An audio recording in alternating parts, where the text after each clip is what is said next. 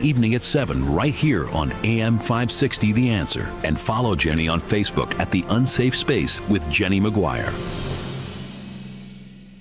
In a shocking new 5-part series from Kevin Sorbo, Prescription to Kill reveals a lethal FDA cover-up. Americans have witnessed a dramatic rise in mass killings. But what's behind this sudden surge of lethal violence? One determined researcher cracked open the FDA vault, exposing secret files linking prescription drugs to mass shootings and infamous murders. It's our over-prescription of psychiatric drugs. There's no doubt about it. Don't miss Prescription to Kill. Watch it now at salemnow.com. The following advertisement includes a celebrity impersonation. You know, nothing beats the comfort of a perfectly heated home. And when it comes to heating your home, Air Right Heating and Cooling does it the best. And they love our country. Beautiful people. Air Right Heating and Cooling is fast. When your furnace breaks down, they'll fix it right away. Just like that. Big time results. No waiting around. You get the job done right. And let's face it, who doesn't love being warm, right? It's beautiful. When it's freezing, I crank up that amazing furnace. Burn, baby, burn. Trust me, you'll say, wow, I've never felt this warm in my life. If you like keeping your hard-earned money, then contact Air Right Heating and Cooling. Tell them AM 560 sent you, and right now you'll receive $56 off any service. Unbelievable. Visit Air Right Heating and Cooling today at AIR-RITE.com. Again, that's AIR-RITE.com. Air Right Heating and Cooling. Doing it right since 1959. You need a construction company, but who? Call Croscom. A construction company you can trust that shares your Christian and conservative values. For decades, Croscom has been doing work in Chicagoland, Northwest Indiana, and Wisconsin. Roofs, siding, windows, doors, gutters, basically everything for your home or business, even solar. Quality work and professional services that make you feel great about your decision to work with Croscom. Call Croscom. 630-871-5500. Give them a chance to earn your business. If your repairs are due to storm, fire, or flood damage, you need to call Croscom. They're licensed public adjusters. They work for you, not the insurance company. Croscom will work to get you the money you deserve, the maximum payout. They know the insurance companies and how to deal with them. They win for you. Call Croscom. Croscom Construction and Public Adjusters. This is Dan Lights with Croscom. You can trust us with your home or business for high-quality work and fair prices. It's the only way we do business. 630-871-5500. CroscomPublicAdjusters.com. Salem News Channel is America's fastest growing conservative TV network. It's an absolute crazy day. Home to the largest lineup of free speech champions anywhere. Delivering in-depth insight and unapologetic opinion on today's biggest news stories. Americans aren't going to put up with this anymore. SNC brings you the news that matters, told with integrity and clarity. Watch Salem News Channel free 24/7 on your television. Stream now on Pluto TV. Now, your official weather forecast. Today, expect occasional rain and drizzle with a high of 45. Tonight, low clouds will linger, bringing a low of 41. Tomorrow, we'll see continued low clouds with a high reaching 47. Thursday will bring a thick cloud cover with intermittent afternoon rain and a high temperature of 53. I'm meteorologist Jason Caterina on AM 560, The Answer.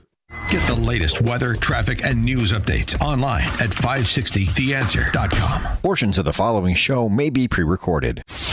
This hourly segment is brought to you by The Real Story with Jeannie Ives, powered by Breakthrough Ideas, Sunday evening at 7 on AM 560 The Answer. Now, from the Signature Bank Studios. This is Chicago's Morning Answer with Dan Proft on AM 560 The Answer.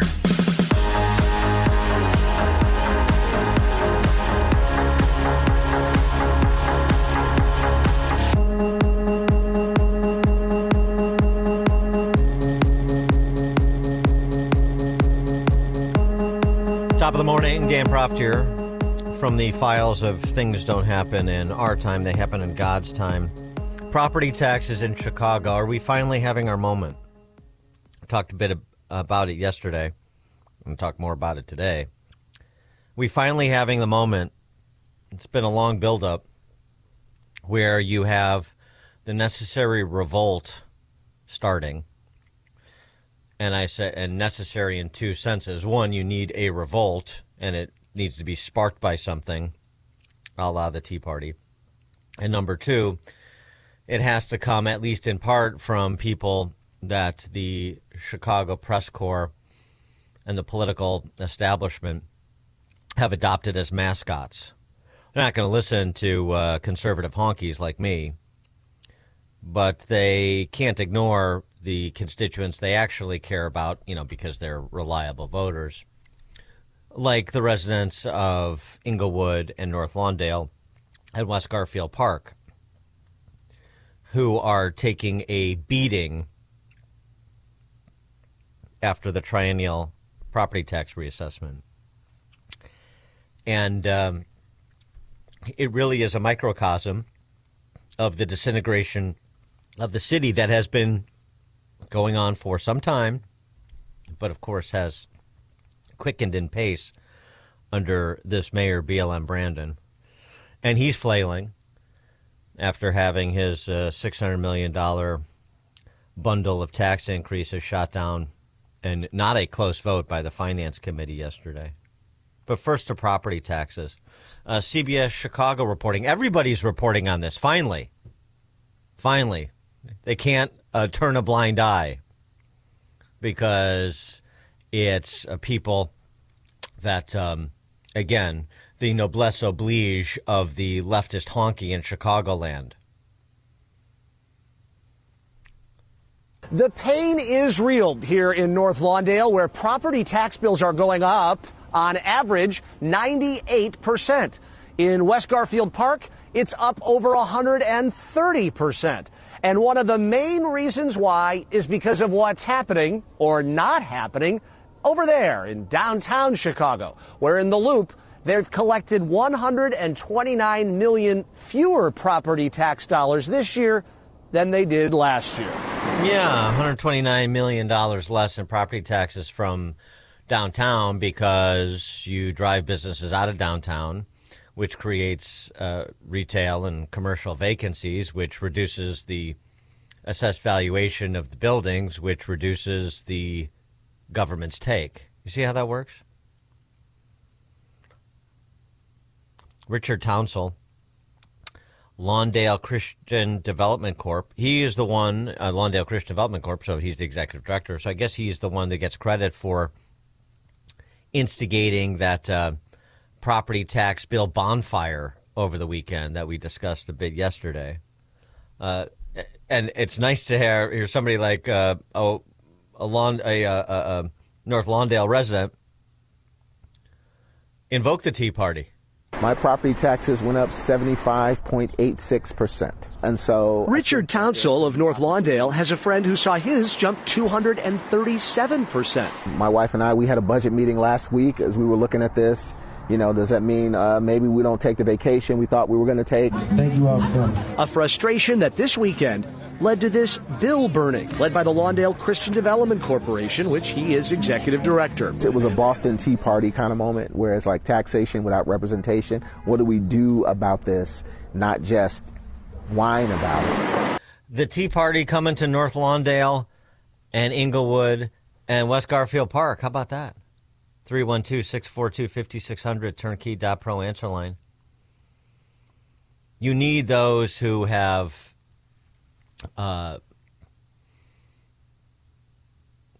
become fatalistic about their government in different ways, because so much of that those neighborhoods, those communities are dependent on government. But they're still fatalistic of it, and so again, slightly different interests from a slightly different perspective, but it's shared fatalism. If you combine it with a belief that you can change things, and maybe you can with an interesting coalition of conservative wonks like myself who've been arguing for the policies that they now find attractive, maybe you're starting to cook with fire. 312-642-5600, turnkey.pro answer line, and text line. More from Mr. Townsell. I think it's incumbent upon us as citizens to give our elected officials what we want. We should be pressing them around the bills that we want to see, not waiting for them to come up with a solution. I think government needs to learn how to live in their means, because guess what? You and I don't get a 100% increase on our pay. Wow. I like hearing this from an unusual source. Again, the average property tax increase in these downwardly mobile neighborhoods? Let's just be honest about it. These are poor neighborhoods, majority minority, riddled with violent crime, which is why they are basically business-free zones unless you want to buy liquor, a lottery ticket, have an abortion, or gamble. 82% increase in Inglewood property taxes, 99% in North Lawndale, 133% in West Garfield Park. Now are you starting? And look, and guys like Townsell, hey, I got a homestead here. You know, I'm trying to build equity and basically household wealth through property ownership. And I see what's happening. Number one, I can't keep up. Number two, and who can at 82%, 99%, 133% increases. And number two, I know that it's destroying the equity that I'm building in my home because it's driving down the property value. And now I got to pick up for the loss of property tax revenue downtown. And here's the big dot to connect. One of them, there's a couple, because of the policies, the tax and spend policies of people I probably supported, or certainly most of my neighborhood did. They're making it inhospitable to do business downtown, so businesses are leaving. People aren't coming. Businesses are leaving. And now I get to pay the bill? Didn't see that coming. Don't like it very much. And now you're hearing from these neighborhoods invocations of California's property tax cap. 1% hard cap as a percentage of home value, 2% assessment caps. On an annualized basis until and unless there is a capital event, meaning an improvement or a sale.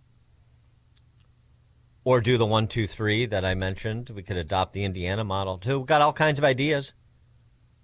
What an opportunity for the Republican Party too. What an opportunity for Republican candidates to breach this gap, to call it. Somebody better get Richard Townsell on the phone. Say, take a page out of Bill Ackman's book, his advice to young men that has now gone viral. We talked about it yesterday. Young men are having a problem meeting women in social situation. You know, what he always used to do, the ladies' man that he was, go up and say, "May I meet you?" And this has become, there's a lot of funny memes about this. But anyway, I digress. Actually, that's the approach that should be adopted here. If you're a Republican candidate for office and you don't know Richard Townsell, Lawndale Christian Development Corp. Call him up and say, "May I meet you?" We have something in common. I don't know if we have everything in common from a public policy perspective, but I know we got one thing in common. You shouldn't be paying you shouldn't get hit with a 75% increase in your property tax bill. Neither should any of your neighbors who are averaging actually higher at 99% in North Lawndale. What an opportunity. People, well, where are the opportunities? What can we do? It is blaring to you on your local news stations. Here's the opportunity. It's not quite, I'm mad as hell and I'm not going to take it anymore, people screaming out of their windows, but it's pretty close when they're burning their property tax bills. Hello? Andy on I-80, you're on Chicago's Morning Answer. Dan, thanks for having me. You're hitting it right on the head again. You always do. I don't know if we got any foot soldiers out in the city any longer, and that's basically the direction the Republicans should take. They should do a little conversation one-on-one with what reality is now hitting, as you put it, in God's time to the city. The other comment I wanted to make is the burning taxation without representation. This is the representation. And it's a time where we can corral these individuals and like you say, something that we see realistically the same, and say maybe we should attack the news media as well for their continued blind eye, because that's really one of the motivators in not seeing reality. And they listen to them a lot. Thanks for the call, Andy. No, I agree. But I mean, yeah, it is this is the taxation that comes with the representation you chose. I agree. But now is the opportunity to say, see, what we were talking about all this time, it wasn't because we're racist. It wasn't, all the stuff they tell you. It wasn't because we don't care about what happens in your neighborhoods or we're trying to exploit you in some way or it's not Nixon's fault. All the things we've been telling you, now they visited upon you. So now do we have a little street cred with you? Now can we have a conversation about what's sensible? I think Mr. Townsell wants to have one, and I think a lot of residents of those neighborhoods do too. I don't know. But if you want to change the balance of power here, you're going to have to forge unusual alliances that maybe can turn into usual alliances, which would be nice. But they're unusual right now, or they would be, if they can be forged. Right? I mean, again, Von Mies is here. Words to live by. He who wants to improve conditions must propagate a new mentality, not merely a new institution. Well, maybe some people are taking it upon themselves to propagate a new mentality. So we should encourage it and align with it and hopefully work with it and them. Ron, Southside. Well, Dan, this time they really feeling the pain, okay? They didn't say, we haven't heard anything about the crime and the terrible school, but this is real pain. But Dan, you read the comments from the gentleman, Richard. But it should be 100 of them. Where are the people from Inglewood? Now, it shouldn't just be him. This should be an outrage. So, I agree with you, Ron. But I mean, remember, this is only a person or two that the local network affiliates choose to put on camera. So it's not. Exactly. The hope is that it's representative of a wider swath of these neighborhoods, right? Let's hope so. Because Dan, I've been around a long time, heard a lot of talk. Yeah. And there's never any action. But let's hope and be optimistic. And the Republican Party should really be getting in. Thanks, Dan. Yep. Thanks, Ron. Mark, Southside. Good morning, Dan. You're echoing all of my thoughts with this, but the bottom line is, come election time, if the same residents that are protesting this, if they don't change their ideology and vote differently, then this is all meaningless as far as I'm concerned. Well, that's right. I mean, I agree that it doesn't necessarily mean it's going to happen, that it doesn't necessarily mean there are going to be consequences visited upon some of these politicians on Election Day. But there's an opening. And, that's all you can ask for. You're not going to have an epiphany that occurs overnight and hundreds of thousands of Chicagoans just decide everything I've been doing for the last, in terms of my voting and political participation for the last how many ever years has been 180 degrees off, and now I'm going to throw in with whoever the Republicans nominate for governor and Senate, and I'm going to get out there and, that's not how it works. But you, again, stand up and step in where you should stand up and step in when it's not about, wealthy honky suburbs. Or even middle-class honky suburbs, when it's people coming in and and saying, "Hey, I get what Richard Townsell is saying. I get what the residents of Inglewood and North Lawndale and West Garfield Park are feeling. Some of us have been talking for a long time. What's happening to them is terrible. It's destroying their home value. Brandon Johnson's property tax, he's in the Austin neighborhood. They went up by 37% year over year. So that's a break, relatively speaking, compared to some of his neighbors and neighboring communities. And Brandon Johnson's, the assessed valuation on his home is $170,000. The difference is, Brandon Johnson, for the time being, for 4 years, is making more than $200,000 as mayor. Most of the residents of his neighborhood and the surrounding communities are not. I mean, that's just the census data.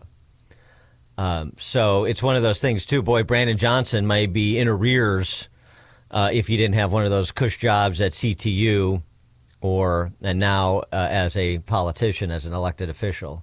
And, of course, even when he did have the cush job at CTO as a professional agitator, he was behind on his water bills, wasn't he? Uh-huh. This is the affordability crisis brought on by government. So maybe government is the solution to the affordability crisis. What an interesting moment we have here for a public policy conversation that normally doesn't get much attention. That's what I'm saying. All right, we'll come back, talk about this a little bit more, take a few more of your calls, 312-642-5600, and texts as well. That's at 5:38. Now we check the headlines. Good morning. It is 41 degrees in Chicago on AM 560. The Answer. I'm Stace Keene in the AM 560 newsroom. Hundreds of National Guard troops deployed here in Chicago are about to be sent home, and those who remain will not be on the streets. That's according to a defense official who requested anonymity because they were not authorized to publicly discuss the issue. The official said that all 200 California National Guard troops that are deployed in Oregon and another 200 Texas National Guard troops stationed right here in Chicago are about to go home. That move is part of a broader change to deployments after President Donald Trump began his crackdown in various Democratic-led cities. But U.S. Northern Command said in a statement that it will maintain a, quote, constant, enduring, and long-term presence in the cities. And the family of Reverend Jesse Jackson say he's doing better following his hospitalization last week. Nonetheless, the civil rights leader will remain hospitalized at Northwestern Memorial Hospital for continuing care for his progressive supranuclear palsy. This report is a service of Lowe's. Lowe's knows that saving is always top of mind, especially this season. Shop early Black Friday deals like select pre-lit artificial Christmas trees starting at $59.98 because it's basically Christmas, right?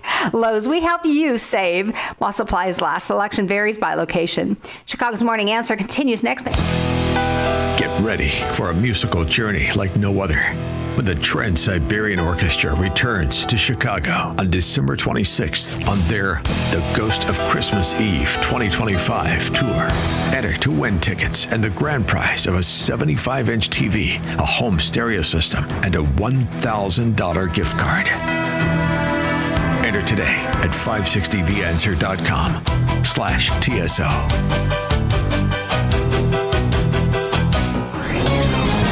This is Carol Platt-Liebau for townhall.com. With mail-in voting on the rise and elections more hotly contested than ever, the Supreme Court has stepped in. The justices will decide if states can count mail-in ballots that arrive after Election Day so long as they're postmarked by it. Federal law sets a single election day, but 18 states, including Mississippi, still accept ballots that come later. The Republican National Committee argues Mississippi's law conflicts with federal law, which requires ballots to be both cast and received by Election Day. The Fifth Circuit Court of Appeals agreed. Mississippi's GOP officials defend their law, warning that striking it down would create chaos. But late arriving ballots can erode public trust, especially when they flip the apparent outcome after Election Day. In a time when confidence in our elections is already fragile, the court's decision will matter. So right now may be the perfect time for you to rethink how you pay for health care. And here's why. This time of year is decision time for a lot of people, but it's also when you can join Medi-Share and save even more than usual. For many families, joining Medi-Share means saving about $500 a month, which is a game changer for a lot of people. But what's more, Medi-Share members like it.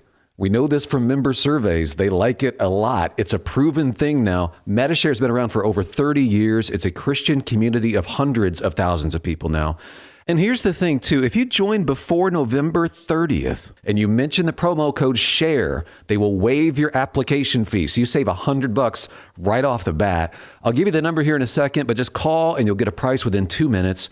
Again, the deadline is November 30th, so call now. You'll save even more. Here's the number. Call 833-34-BIBLE. That's 833-34-BIBLE, 833-34-BIBLE. Bible. This past year has been one of the hardest in MyPillow's history. It's because of you that they are making it through. They want to thank you for your continued support by extending their wholesale prices on classic MyPillows. Get standard classic MyPillows for only $14.98. It gets even better. Upgrade to a queen size MyPillow for just $18.98. King size only $1 more, or multi-use pillows for only $9.98. Get body pillows for $29.98 with a free pillowcase. So go to mypillow.com or call 800-489-0201 and use promo code LIBERTY to take advantage of these wholesale prices, including the standard size MyPillow, originally $49.98, now only $14.98. Queens $18.98. Kings only $1 more. That's 800-489-0201 and use promo code LIBERTY. Order $100 or more and your order ships absolutely free. We know MyPillow products come with a 10-year warranty, but MyPillow has just announced that they are extending their 60-day money-back guarantee. That's right. Orders placed between now and December 25th will have their 60-day money-back guarantee extended through March 1st, 2026.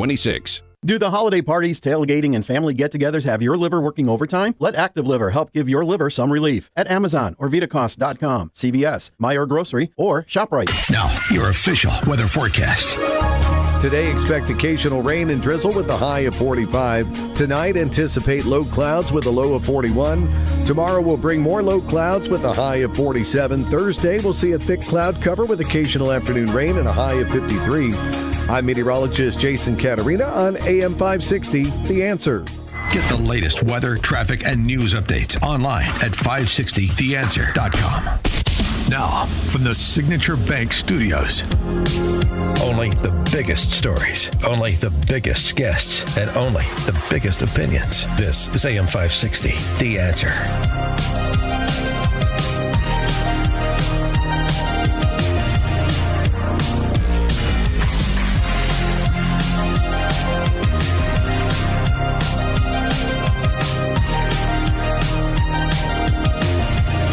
Top of the morning, Dan Proft here, talking about property taxes and this opportunity, at least I believe there is one, to connect with residents in majority black neighborhoods in Chicago who are getting blitzed by Illinois property taxes. I mean, even Brandon Johnson had a 37% increase, $4,000 tax bill on a $170,000 house. That's the story with Brandon Johnson's place in Austin. That's still more than 2% of home value. I mean, it's so destructive. It's destructive for black, brown, white, blah, blah, blah. This is why we can set race aside here. Now they're going to play Class NB politics with this. Somebody texted me a piece from the NPR Times or the Socialist Worker. I can't really distinguish the two. It doesn't really matter. Where some guy on the South Side said, I look at this like robbing from the poor to give to the rich. The poor have to bail out the rich. Of course, you're going to have this be perceived that way, and you're going to have demagogues like BLM Brandon and other race hustlers come in and say exactly that. The poor are bailing out the rich. It's black versus white and all those things. But it's not. And this is an opportunity for sensible people to intercede and say exactly what I said previously. See what we've been talking about low these many years? No one is exempt. It comes for everyone, the ravages of socialism and redistributionist policies. And you can come up with all of the identitarian smokescreens you want. The bottom line is your bottom line. And how is it looking? 312-642-5600, turnkey.pro answer line.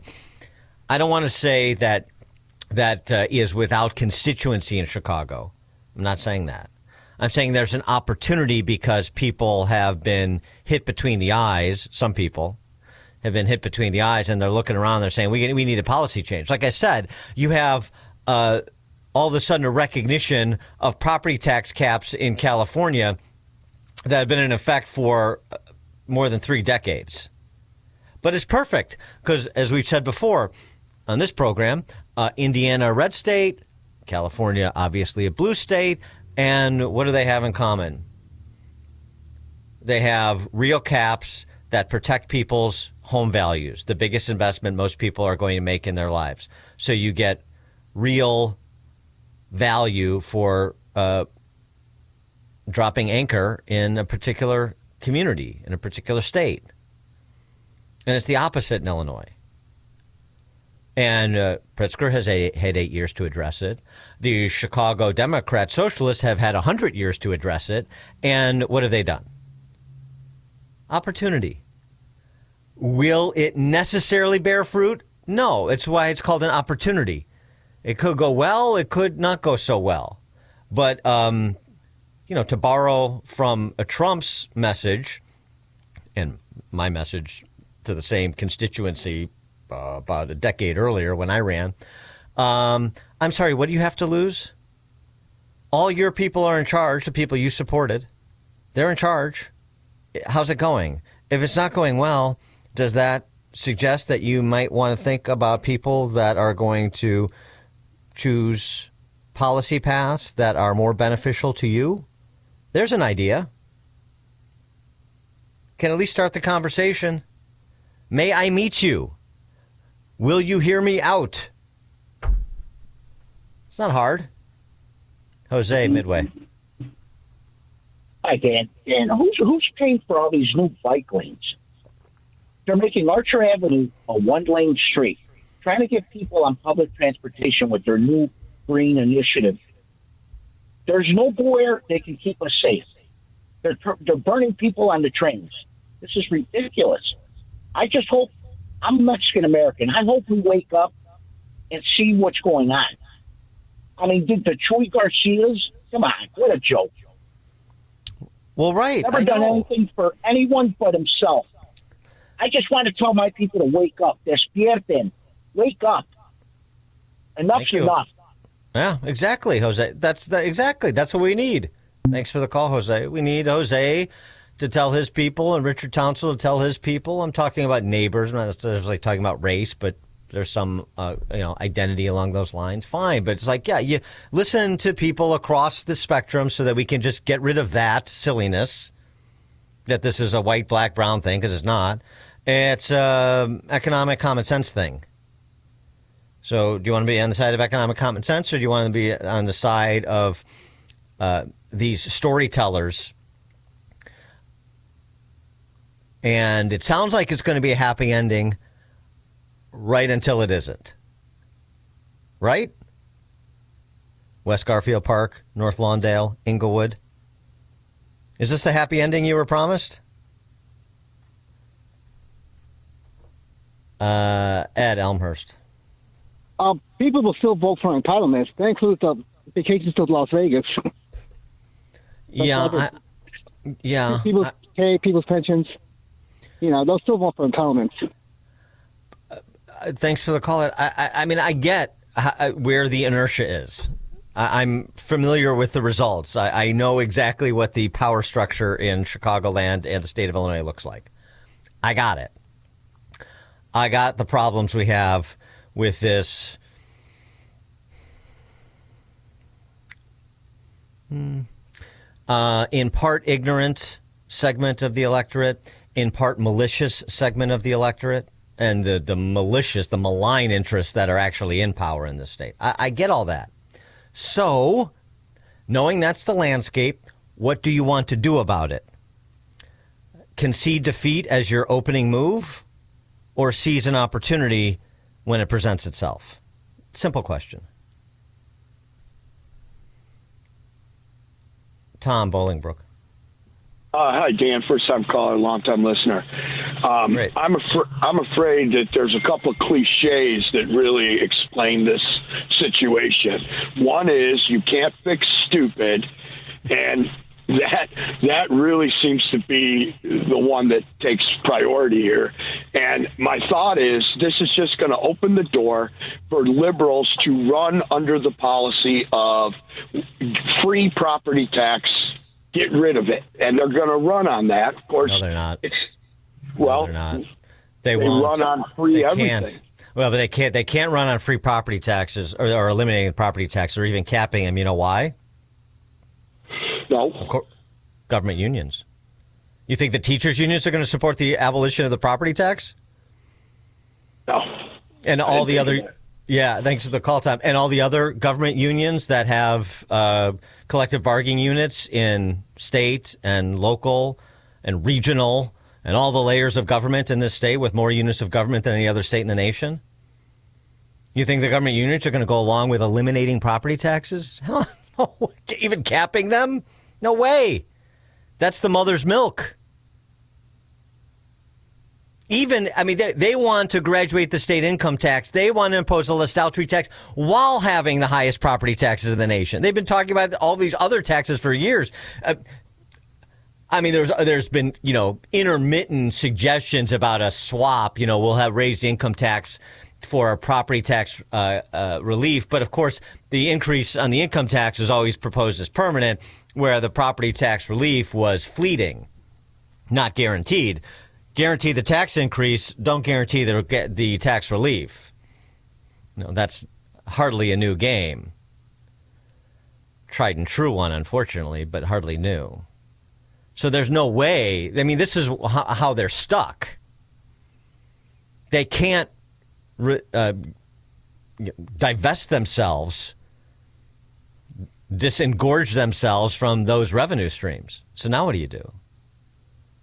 Now you can try to, do some sort of carve out or introduce legislation that you can run around and bandy about that's unconstitutional, like saying, well, anybody whose home has, an assessed valuation of under this will have some different sort of property tax treatment than people with assessed a home valuation above X. You can try to do some of those things. But regardless, they have done this to themselves. And so now we can say, see what we've been saying? No good. Structural reform. That's the only way you can trust it. And people are feeling burned right now. It's a good opportunity to come in with a plan that doesn't rely on faith in politicians, but relies on black letter law, like in California, like in Indiana.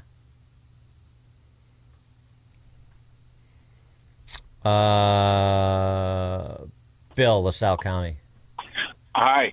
One thing that's very noticeable is over the last several years is you notice how they have deliberately said, well, the property tax bills aren't ready before the November election day. So they're deliberately playing this game and think that we're just all too stupid and we'll just keep voting the same way, both in the state and obviously your local municipalities or counties. Yeah. Thanks for the call, Bill. Neil LaGrange. Hey, good morning, Dan. Welcome back. I think it was maybe the Illinois Policy Institute or somewhere I was reading that I'm reading more and more about how they're starting to float the idea of bankruptcy for cities in Illinois. I don't know how that's going to be possible, how the unions are going to deal with that, because, if cities can go bankrupt, I think it's bankrupting them besides ineptness and the clowns we keep sending back, but it's the property or the pensions. So that's what's driving property taxes. So I don't know what your thoughts are about that, but that would be relief for the taxpayers. But what about all the pensioners that are depending on that by no fault of their own?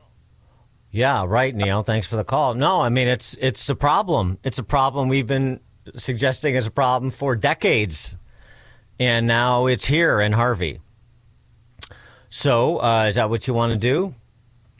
A party, really both parties, entire state that basically is governed by the government unions and for the government unions, and anybody who's not in the government union is basically a spare part to be used as needed to make sure that the government union gets everything that it demands.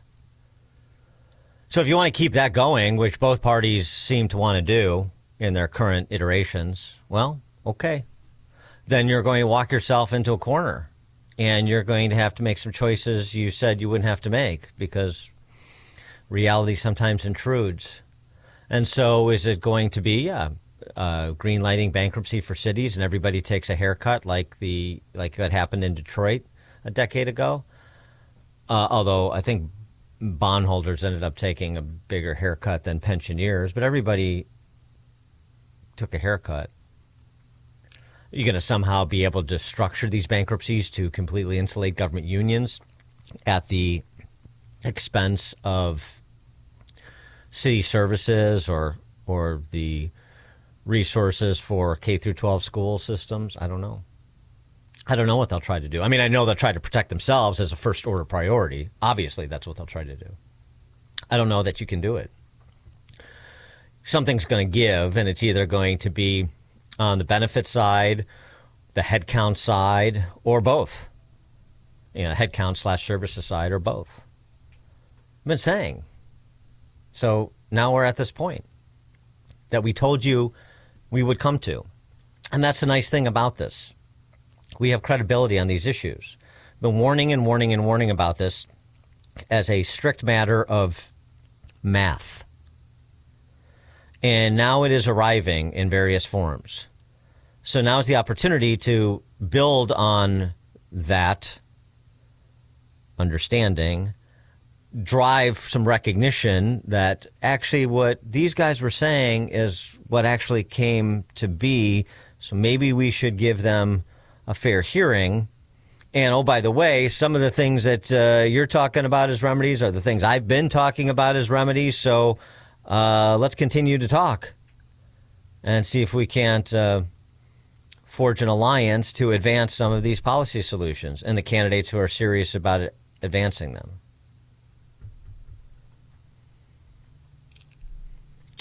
Greg, Jefferson Park. Hey, good morning, Dan. You know, these unions, I disagree a little bit with Dan. This wasn't their own doing. These guys have been walking the streets, they're going door to door, getting all these clowns voted in for decades and decades here in Chicago. And, you know, they're doing everything they can to keep these things going and doing as little as possible. I came home Saturday night, the water department across the street was doing something. There was 6 trucks here. This is at 8:30 at night. 10 guys all standing around looking at one person in the hole as usual. You know, it just it never ends. Whether it's the teachers, whoever, they get as many jobs as possible, do as little as possible, and then collect these insane, massive pensions, 7-digit pensions at the end of the day, 6, 7, whatever. And I don't see it ending, man. We're just going to keep paying and paying. Have a good one. Thanks for the call. Well, if something can't go on forever, it will not. Stein's Law. So I'm saying, as I said many times, I don't know exactly when and what form, but it's going to happen. It's going to happen. Text from 630. Dan, does Detroit still vote Democrat? Yeah, well, expect Chicago to do the same. Maybe. It's maybe. I mean, it's also what is presented as the alternative. But, I would say, like, Dave Bing is better than Kwame Kilpatrick. So, I mean, it can, it may be gradations, and it may be more about pace than direction. But, let's just, rather than just sort of predicting nothing will ever change, because that's not usually what happens, as I just invoked Stein's Law. Rather than just predicting it, time immemorial, this is how it's going to be and nothing's going to change except it's going to get worse. I mean, that's the fatalism that the institutional interests and the status quo feeds off of. So rather than taking that posture, why not take the posture, let's find Richard Townsell in North Lawndale and his friends and people who think similarly, and let's see if we can't build something together in terms of a real opposition movement. Brexit wasn't supposed to succeed either. Trump wasn't supposed to be elected in 2016 either.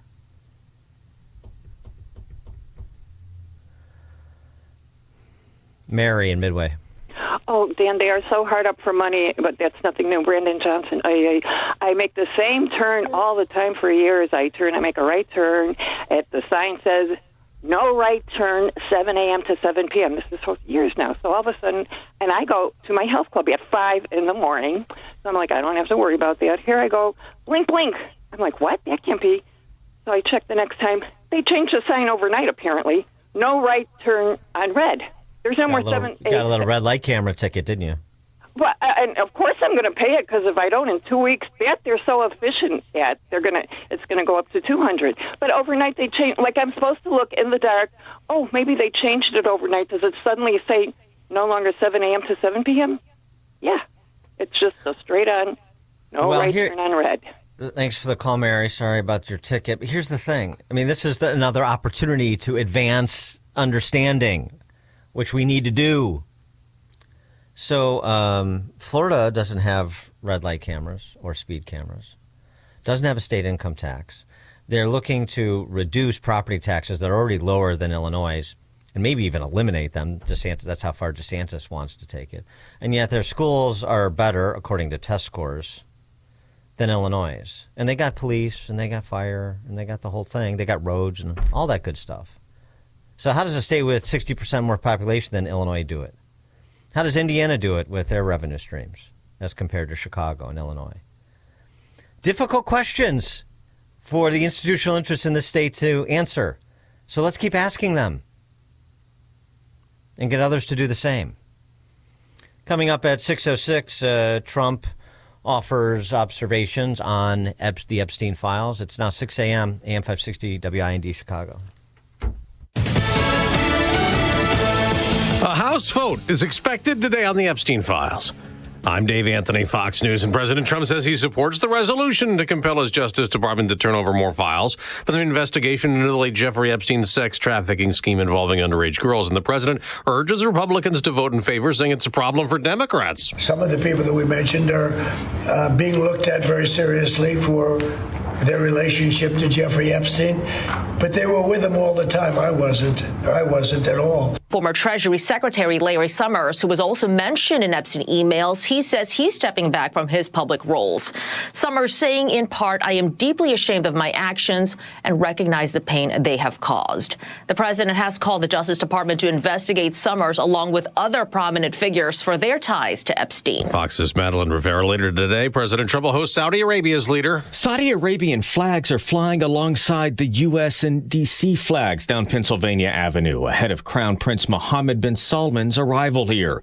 While not technically a state visit, 2 days of meetings with cabinet officials and business leaders are planned, and the president is hosting the Crown Prince at a black-tie dinner tonight. Fox's Jared Halpern at the White House. The new Trump administration crackdown on illegal immigration continues in North Carolina. There have been well over 100 arrests in Charlotte targeting those with criminal records, and Raleigh's mayor says federal agents are expected today in the capital city as well, as a county judge in Tennessee attempts to block a Trump crime crackdown in Memphis. At least 150 National Guard troops deployed by Governor Bill Lee are in Memphis, supporting a multi-agency federal task force sent in by President Trump to address the city's high crime rate, although the police department says that's at a 25-year low. Democrats in state and local government sued, and a judge agrees. Governor Lee overstepped his constitutional authority, deploying the Guard for civil unrest without the approval of state lawmakers. That's Fox's Chris Foster. The judge put the order on hold for 5 days to allow for an appeal. America's listening to Fox News. Good morning. It is 40 degrees in Chicago on AM 560, The Answer. I'm Stace Keene in the AM 560 newsroom. National Guard troops that were sent to Portland, Oregon, and here in Chicago are headed back to their home states.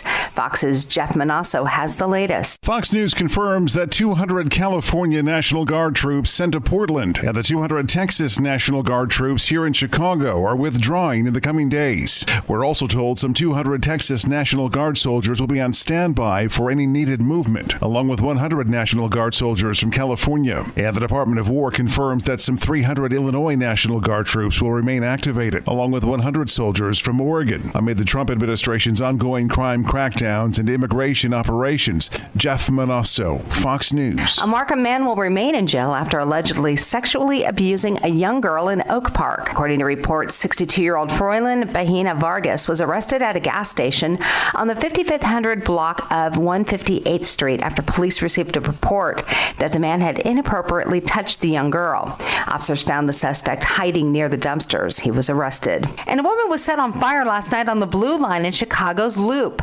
Officials say witnesses saw an assailant douse the woman with a liquid and then set her on fire. The victim jumped from the train and bystanders came to her aid. The woman was transported to the hospital for treatment. And in a separate incident yesterday, trains on the Up West Line were stopped after a train struck a pedestrian. The Up West Line provides service to numerous suburbs, including West Chicago and Geneva, before it terminates in Elburn. No word on the pedestrian's condition, and trains were back in service by 9 p.m. This report is a service of AlmostFreeTeeth.com. Big savings on full mouth dental implants are here at AlmostFreeTeeth.com. Medical insurance can make what used to cost a fortune surprisingly affordable. Don't wait. Take the 60-second quiz to see if you qualify at AlmostFreeTeeth.com. A check of the roads is coming up in 2 minutes on AM 560, The Answer.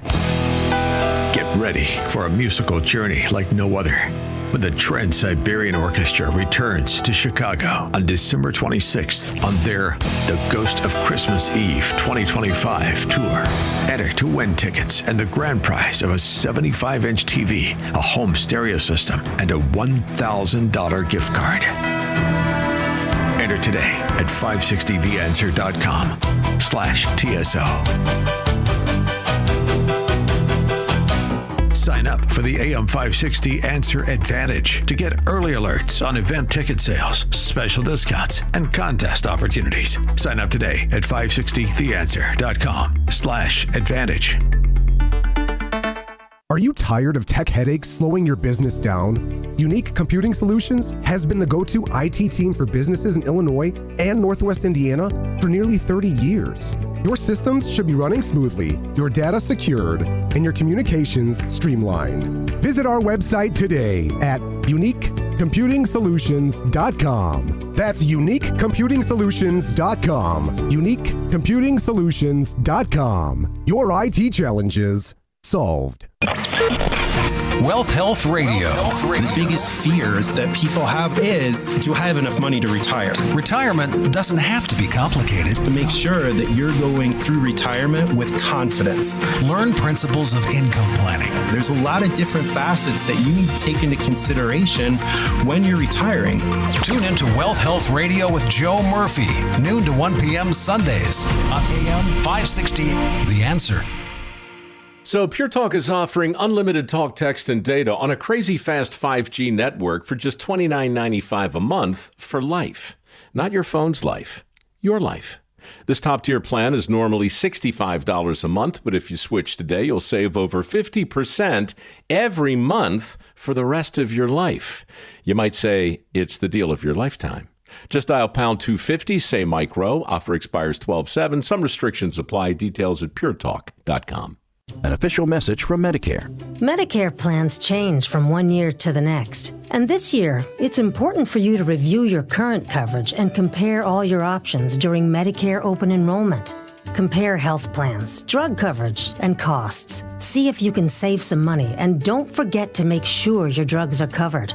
Open enrollment ends December 7th. Visit Medicare.gov or call 1-800-MEDICARE. Paid for by the U.S. Department of Health and Human Services. Hello, my name is Dr. Michael Huber, co-developer of Virago, the immune enhancement cocktail. Did you know that the 23 natural ingredients in Virago are not only an immune enhancer, but also support and protect your heart, lungs, brain, and kidneys? These organs are negatively affected by numerous diseases such as diabetes, hypertension, and chronic inflammation. The natural ingredients in Virago, such as luteolin and fisetin, protect and improve the cognitive function in your brain. The uracilic acid in Virago protects and improves kidney functions, whereas quercetin protects and improves heart function. These are just a few of the natural ingredients that provide a synergistic effect. Virago, inspiring healthy choices. Boost your immune system with Virago. Order your bottle of Virago today. Order online at myvirago.com and use coupon code IMMUNE to save 30%. Maha and Virago, making America healthy again. Gain insight into building strong marriages and raising godly children with Focus on the Family with Jim Daly each weekday at 11:30 a.m. on our sister station, AM 1160. Hope for your life.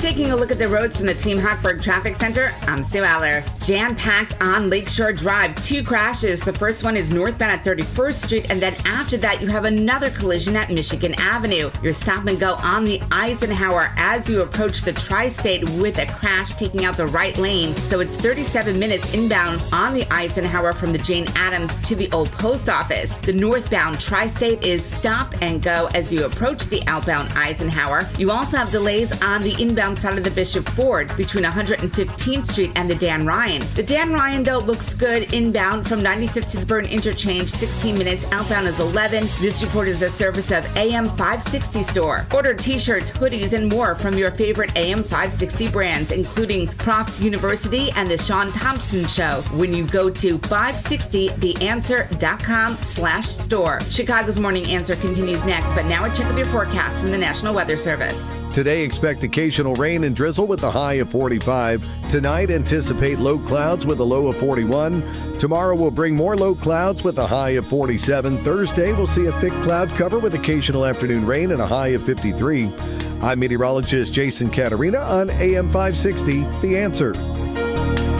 Get the latest weather, traffic, and news updates online at 560theanswer.com.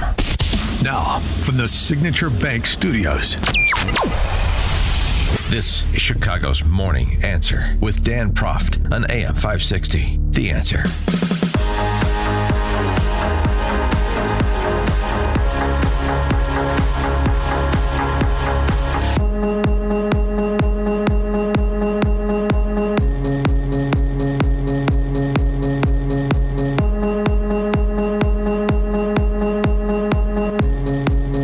Top of the morning, Dan Proft here. I want to tackle the Epstein Files matter. We discussed it at some length yesterday. I'm not going to belabor the points I made yesterday about the administration's handling of this. Rather, looking prospectively per Trump's comments yesterday about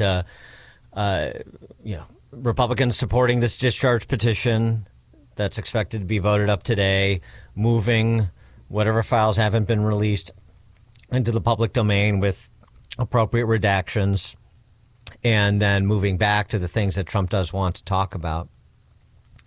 This was the nature of the comments he made when queried about it yesterday.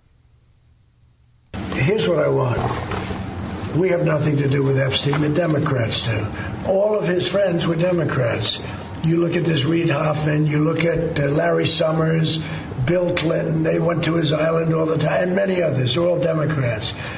All I want for people to recognize the great job that I've done on pricing, on affordability, because we brought prices way down, but they're going way lower, on energy, on ending 8 wars, and another one coming pretty soon, I believe.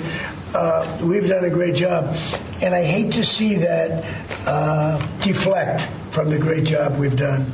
So I'm all for it. You know, we've already given 50,000 pages. You do know that. Unfortunately, like with the Kennedy situation, with the Martin Luther King situation, not to put Jeffrey Epstein in the same category, but no matter what we give, it's never enough. You know, with Kennedy, we gave everything and it wasn't enough. With Martin Luther King, we gave everything and it's never enough. We've already given, I believe the number is 50,000 pages. 50,000 pages. And it's just a Russia hoax as it pertains to the Republicans. Now, I believe that some of the people that we mentioned are being looked at very seriously for their relationship to Jeffrey Epstein. But they were with him all the time. I wasn't at all. And we'll see what happens. Yeah, I mean, the difference, of course, the Russia collusion hoax was the lack of evidence, the lack of material. This is not a hoax in the sense that you have files and you promise to release them, and people in sensitive positions now, like 1 and 2 at FBI and 1 at DOJ and the President of the United States and the Vice President of the United States have the documents, so release them. It should have been done 8 months ago. Pam Bondi should have had a press conference to address what they know, what they think, what they don't know. Generally speaking, are there pending investigations going on, and so forth. Let everybody have a look at what does not compromise national security, and if there are things that are redacted, then explain why they are. If that's the explanation, then explain it. If there's a question you're not going to answer, then I'm not going to answer for this reason. Full disclosure. Full arguments. Not a edict issued electronically. This is it. This is all we're doing, and this is now over. Okay, so you put yourself in this situation. That's all I'll say about that. But in terms of the left, the opportunity now is, because Trump is exactly right, the opportunity now is, so now put it all into the public domain. I still think you should take questions, have a presser. Not the president, but Bondi and Patel. And let the X-verse and everyone else who wants to do independent journalism around this topic go to it and rip the Clinton Foundation and Larry Summers and Prince Andrew and anyone else apart and move on. You know, the American people are going to be distracted by a whole host of things. And I mean, this is obviously not just some distraction that it's not a serious thing. It is a serious thing because of the number of women that were victimized. But that can all be explained. And now let's turn the tables on the left. Okay, so I did something that you were beating the drums about with me, but you didn't have any interest when you guys were in charge and Biden was your president. You have no answer better than pretending you didn't hear the question like Chuck Schumer did yesterday. Senator, on that note, just I guess a question that's out there. Why wouldn't they have been released the last 4 years when President Biden was in office? Well, that's the question every American is asking. Or not every American, but so many Americans are asking. What the hell is he hiding? Why doesn't he want them released? That's a question every American is asking about Biden. Of course, he's trying to, just bull through it and pretend this is about Trump. And no, the question was about Biden. So, okay, nice try, Pagliacci. Probably further extending those rumors that you won't see Pagliacci running for re-election. But what is he hiding? Well, that's going to go away as soon as everything to be disclosed is disclosed. And then it becomes a question of what are these guys hiding? Larry Summers, the former Harvard professor, Clinton and Obama administration official, now that some additional emails have been released, I wonder if Larry Summers saw this one coming. If you remember, now he's apologizing for continuing his communications with Jeffrey Epstein. They were communications, an email about Trump between Epstein and Summers. I am deeply ashamed of my actions and recognize the pain they have caused. I take full responsibility for my misguided decision to continue communicating with Mr. Epstein. He's going to be fulfilling his teaching obligations, but stepping back from some of his public appointments. Right. This is probably going to cut a lot harder against the totems of the left than it is Trump and MAGA. So let it be. Let it be whatever it is, but let this go. And to Trump's point about affordability, let's get to it. Let's get to it because, he's, and by extension, the Republicans are suffering some attrition because of this other propaganda campaign the left is running, which is to try to make Trump wear the jacket for the Biden years. The first 10 months of the Trump term is supposed to put the four previous years of Biden's presidency in the rearview mirror and completely disconnect the two, such that whatever is the circumstance now is completely and totally the responsibility / fault of the president. Kevin Hassett, his top economic advisor, was on CNBC addressing this yesterday, and I thought he did a pretty nice job. This affordability crisis, and let's provide the relevant contextual information here where things actually stand and what direction in which direction the crisis is headed. For sure, people still are trying to dig out from the big hole that was dug by the previous administration's policies. So if you figure the typical mortgage payment, monthly mortgage payment about doubled. If you look at a typical bag of groceries, the monthly bag of groceries cost about $400 when President Trump was leaving office last time, and about $512 right about when President Trump took office. And since then, it's gone up almost not at all. I think it's like $515, but it hasn't gone back to $400. And so what the Democrats are doing is they're saying that this runaway spending that we gave you guys that created runaway inflation is 100% your fault because you haven't fixed it already. And of course, that's very economically illiterate, and I don't think really many people in markets are buying it. Purchasing power has gone up. And so real wages, that's W divided by P for our technical people in the audience, have gone up by about $1,200 this year. So the way to think about it is that we've dug a $3,000 hole because of Biden policies, and we've gained $1,200 on the way out already, which should give you a great deal of hope for the future that the wage increases that we're seeing will continue. And even if inflation stays positive, make it so that people feel way better when they go to the grocery store and to buy a car. We've reduced the cost of buying a car with the deductibility of interest. I mean, there's a million things that we're doing to fix this problem, but it's just kind of astonishing to me that the cost problem is somehow being blamed on us. Yeah, if only Trump could provide that specificity of language in his response, because prices aren't going down in real dollar terms, nominal dollar terms, I should say, nominal dollar terms. And that's what people, that's how people understand things. But explain to them what we inherited and what we're doing and the progress we've made. And so the first thing we did, as Confucius say, when in hole, stop digging. So we stopped digging, and we started to see the pace of the increase recede.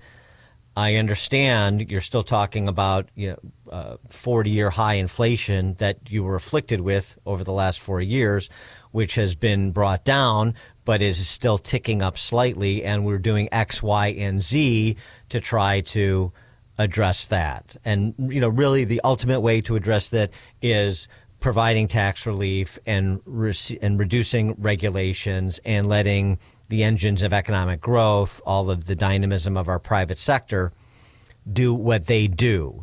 That's the program.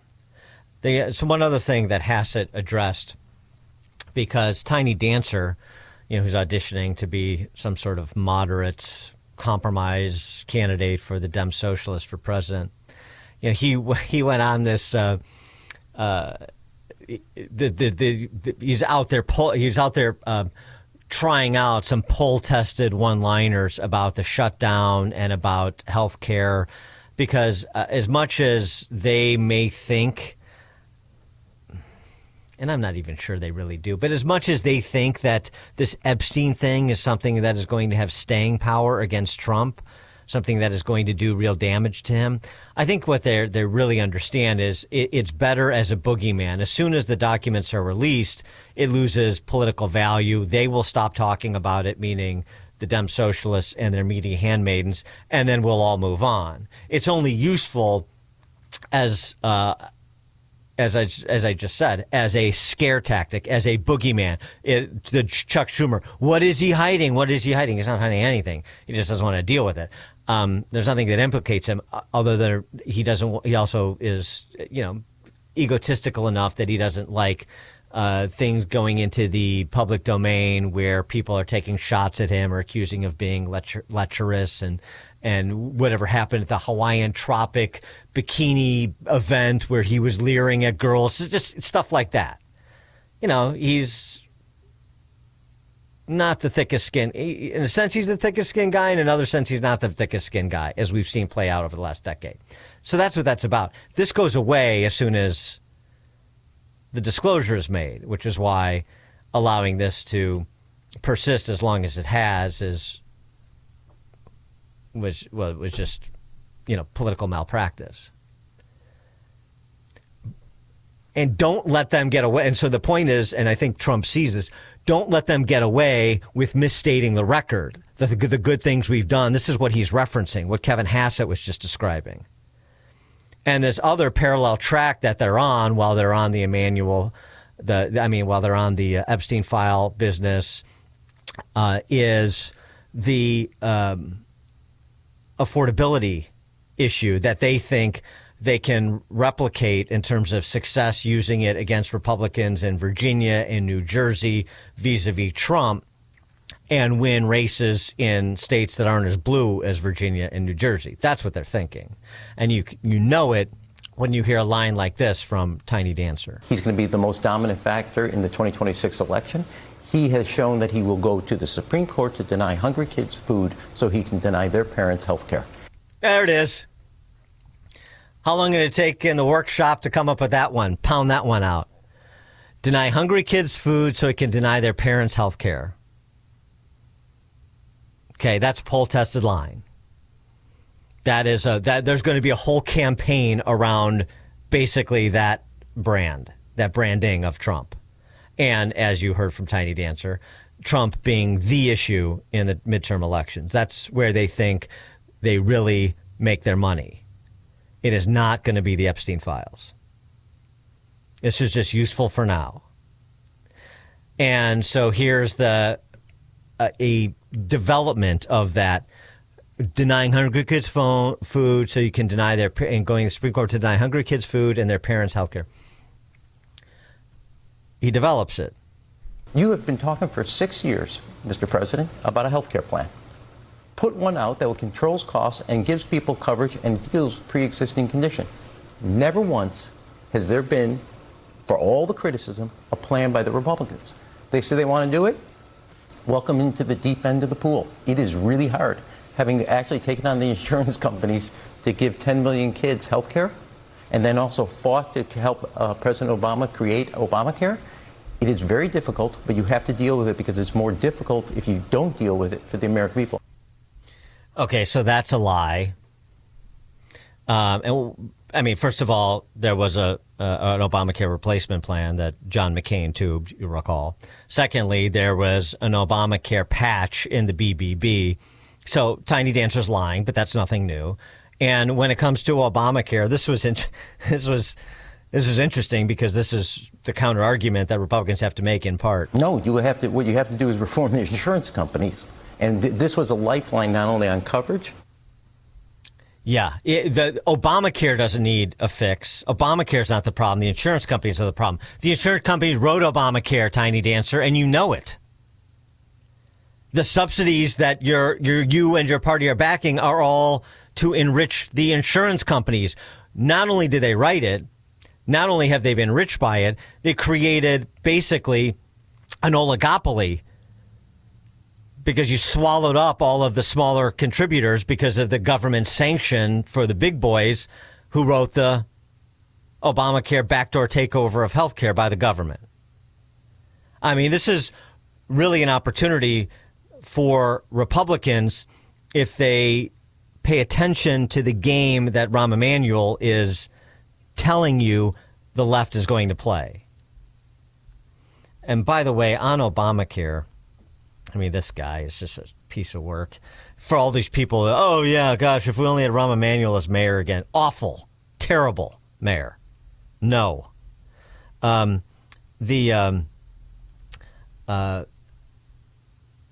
Obamacare, Patrick Welch, who is a socialist senator from Vermont with his buddy, Comrade Bernie. We did fail to bring down the cost of health care, quote unquote.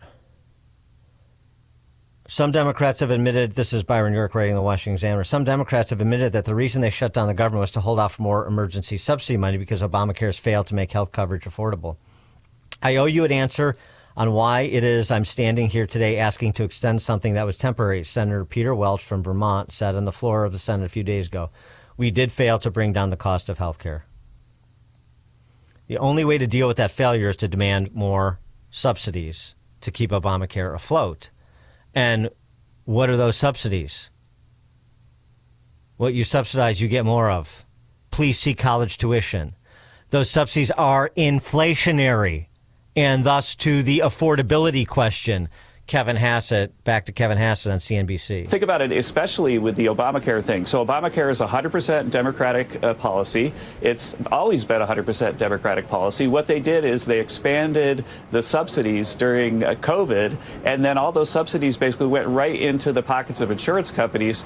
And Obamacare insurance policies have doubled in price relative to normal policies. And so the fastest inflation in the economy is these big government subsidies thrown at Obamacare insurance. Think about it. It's kind of like if you give lots of student loans, then the tuition goes up.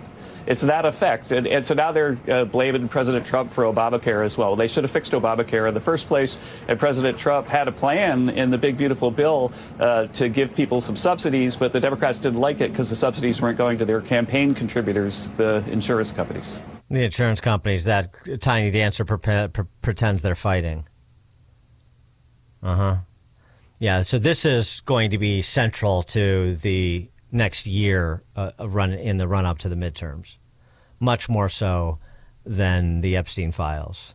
Because I'm telling you right now, the more that comes out, the less these new Marxists are going to want to talk about it because of the implications for so many of their elites, starting with the Clintons, something Trump said more than a decade ago.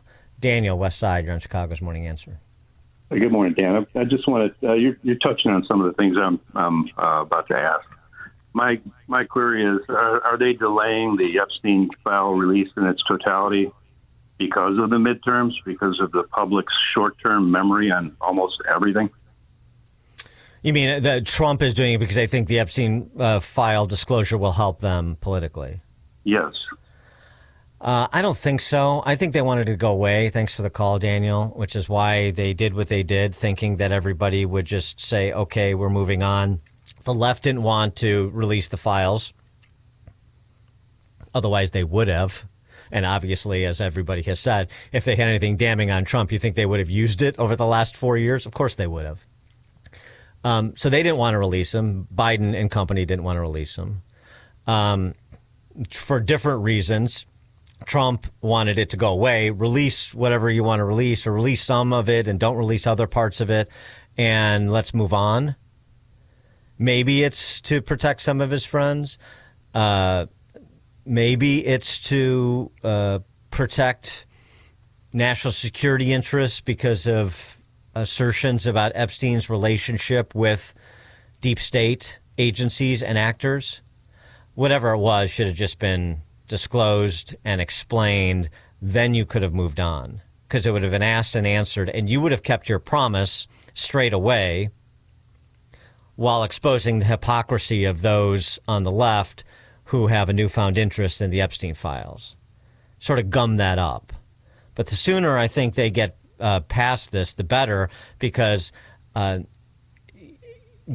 Epstein, whatever the truth is that happened to Epstein, it's going to be, it may be impactful on some voters, although there's so much in the public domain and the girls that have been victimized and then they have been named and they've been public and their testimony has been made public. So people know Epstein and Ghislaine Maxwell were bad people. And if there are other bad people, which I'm sure there were, Prince Andrew and others who were suggested, then they should be disclosed. But for the most part, is that what the people are going to make their decisions on for House and Senate races, governor's races in 2026? Probably not. It's going to be those affordability issues. It's going to be in part whether Trump is a benefit, particularly in red and swing states, or he's a drag. And so that goes back to answering the affordability question. Is he making my lifestyle more or less affordable? That's going to be a much more powerful motivator, almost always is, than whatever salacious details come out of the Epstein files. And finally, it seems like there's a recognition that we have to get past this so we can get to this exchange, even though it was indirect, the exchange I presented between Tiny Dancer and Kevin Hassett, because this is going to be more central. All right, coming up at 6:36, We're going to switch gears. We didn't get to her during Down Syndrome Awareness Month. That was October. But we are going to do so at 6:36. Gigi Garcia, the inspiration for Gigi's Playhouse, at 6:36. Stay tuned. Now we check the headlines. Good morning. It is 40 degrees here in Chicago on AM 560 The Answer. I'm Stace Keene in the AM 560 newsroom. Governor J.B. Pritzker has one challenger in the Democratic Party's gubernatorial primary. Former Chicago City Council candidate Patricia Tillman filed earlier this month, but there is an objection pending against her nominating petition. The Illinois State Board of Elections meets today to take up dozens of objections to various candidates' petitions. The family of Reverend Jesse Jackson say he is doing better following his hospitalization last week. Nonetheless, the civil rights leader will remain at Northwestern Memorial Hospital for continuing care for progressive supranuclear palsy. 84-year-old had been thought to have been battling Parkinson's disease, but was diagnosed with the rare neurological condition back in April. And officials with the Cook County Treasurer's Office say that citywide, the median residential tax bill jumped more than 16%. Officials say that hike is due to increased spending by the city, coupled with fewer commercial spaces to help offset costs. This news is a service of AlmostFreeTeeth.com. Big savings on full mouth dental implants are here at AlmostFreeTeeth.com. Medical insurance can make what used to cost a fortune surprisingly affordable. Don't wait. Take the 60-second quiz to see if you qualify at AlmostFreeTeeth.com. A check of the roads is coming up in 2 minutes on AM 560, The Answer. Scott Jennings explains the differences between right and left. It has been maddening to me to see the Democratic Party, the liberal movement, the radical progressives, turn on Israel over the last couple of years. What distinguishes us from the radical left? The ability to tell the difference between right and wrong. The Scott Jennings Show. Weekdays at 1, right before Hugh Hewitt at 2 on AM 560. The Answer. Honey, why does it take you so long to get ready? Because I've got one tiny sink. I'm trying to balance makeup on the back of the toilet, and the mirror's always fogged up. Sounds like a circus act. Exactly. And I perform every morning. At Forever Remodeling, we create bathrooms that fit your life, not the other way around. From extra storage to spa-like showers and timeless finishes, we make your mornings easier. Visit foreverremodeling.com. That's the number 4, everremodeling.com. Rick Borick talks about the emotions of stock market investing. At what point would you rethink your decision that you're invested in the stock market? And you'll notice that someone who answered that question 6 months ago saying, I'm not going to panic until it's down 30%, calls you up on the phone and says, it's down 8, what's going on? And I says, what happened to the 30% guy, right?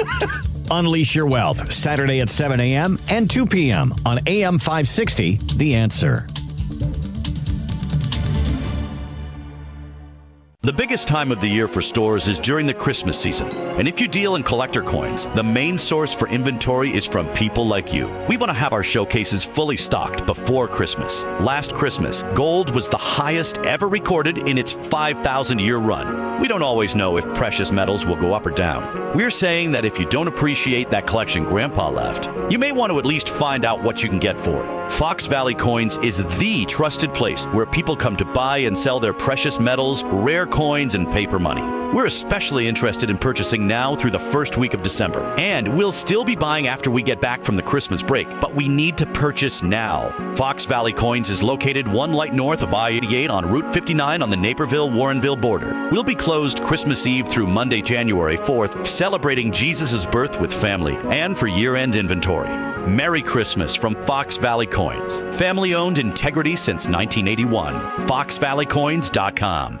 Why wait for Black Friday when you can save every day? Hassleless Mattress is bringing back Black Friday Plus, now through December 2nd on all Beautyrest, Beautyrest World Class, and Beautyrest Black mattresses. Get a Queen Beautyrest Elm Cove A mattress. Others sell it for $1,650, but our Black Friday Plus price is just $794, plus free adjustable base, plus free memory foam pillows, plus free next day delivery, and a great night's sleep. Find an employee-free showroom near you at Hassleless.com. Eggland's Best, the only eggs with more fresh and delicious taste, plus superior nutrition. Eggland's Best, better taste, better nutrition, better eggs.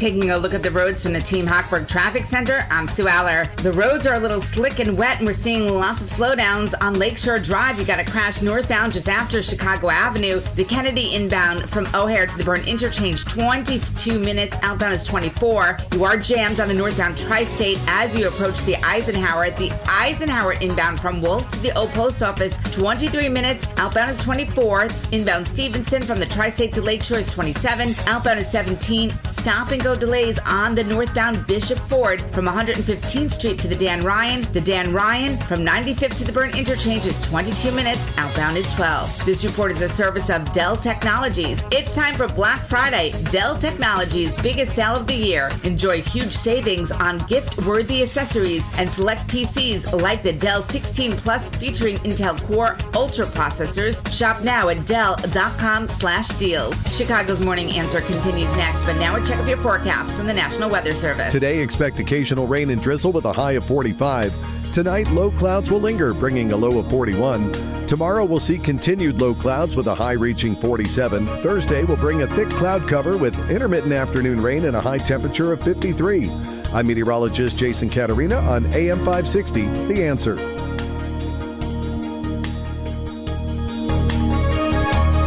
Get the latest weather, traffic, and news updates online at 560theanswer.com. Now, from the Signature Bank Studios.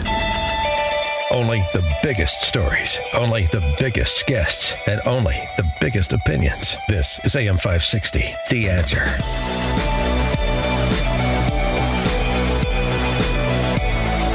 Top of the morning, Dan Proft here, and as I mentioned, October was National Down Syndrome Awareness Month, and I know it's not October anymore, but we're going to be pleased to be joined momentarily by the founder and chief belief officer, I love that title, of Gigi's Playhouse, Nancy Gianni, and her daughter, Gigi, who is the inspiration of Gigi's Playhouse, which has become an international organization. I'm on the board of it within the last year or so. So in the interest of full disclosure, it's just an incredible organization. It's really an honor to be on the board.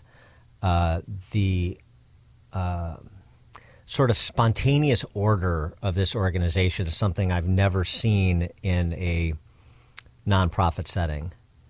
And they just recently had their leadership conference, 400 GG's leaders from 66 GG locations and startups around the world. As I said, it's now in Mexico. There are GG satellites, if you will, GG's Playhouse satellites in Mexico, in addition to the United States. And one of the things that Nancy communicated to me that I thought was really an interesting insight is that when it comes to a particular population, you usually hear from members of that population that have a specific request, demand, argument to make. When it comes to people with intellectual and developmental disabilities, oftentimes it's other people who don't have an intellectual or developmental disability speaking for them, which is why it's important to hear from the people that are directly impacted, meaning the people with a particular disability, let them speak for themselves and stand on their own 2 feet where and when they can. And that certainly describes Nancy's daughter, Gigi Gianni, who is not just standing and speaking for herself. She's a podcaster. She is a singer. She's a celebrity, frankly. She'll probably take my job someday. Anyway, I'm pleased to be joined by Gigi Gianni and Nancy Gianni from Gigi's Playhouse. Ladies, thanks for joining us. Appreciate it.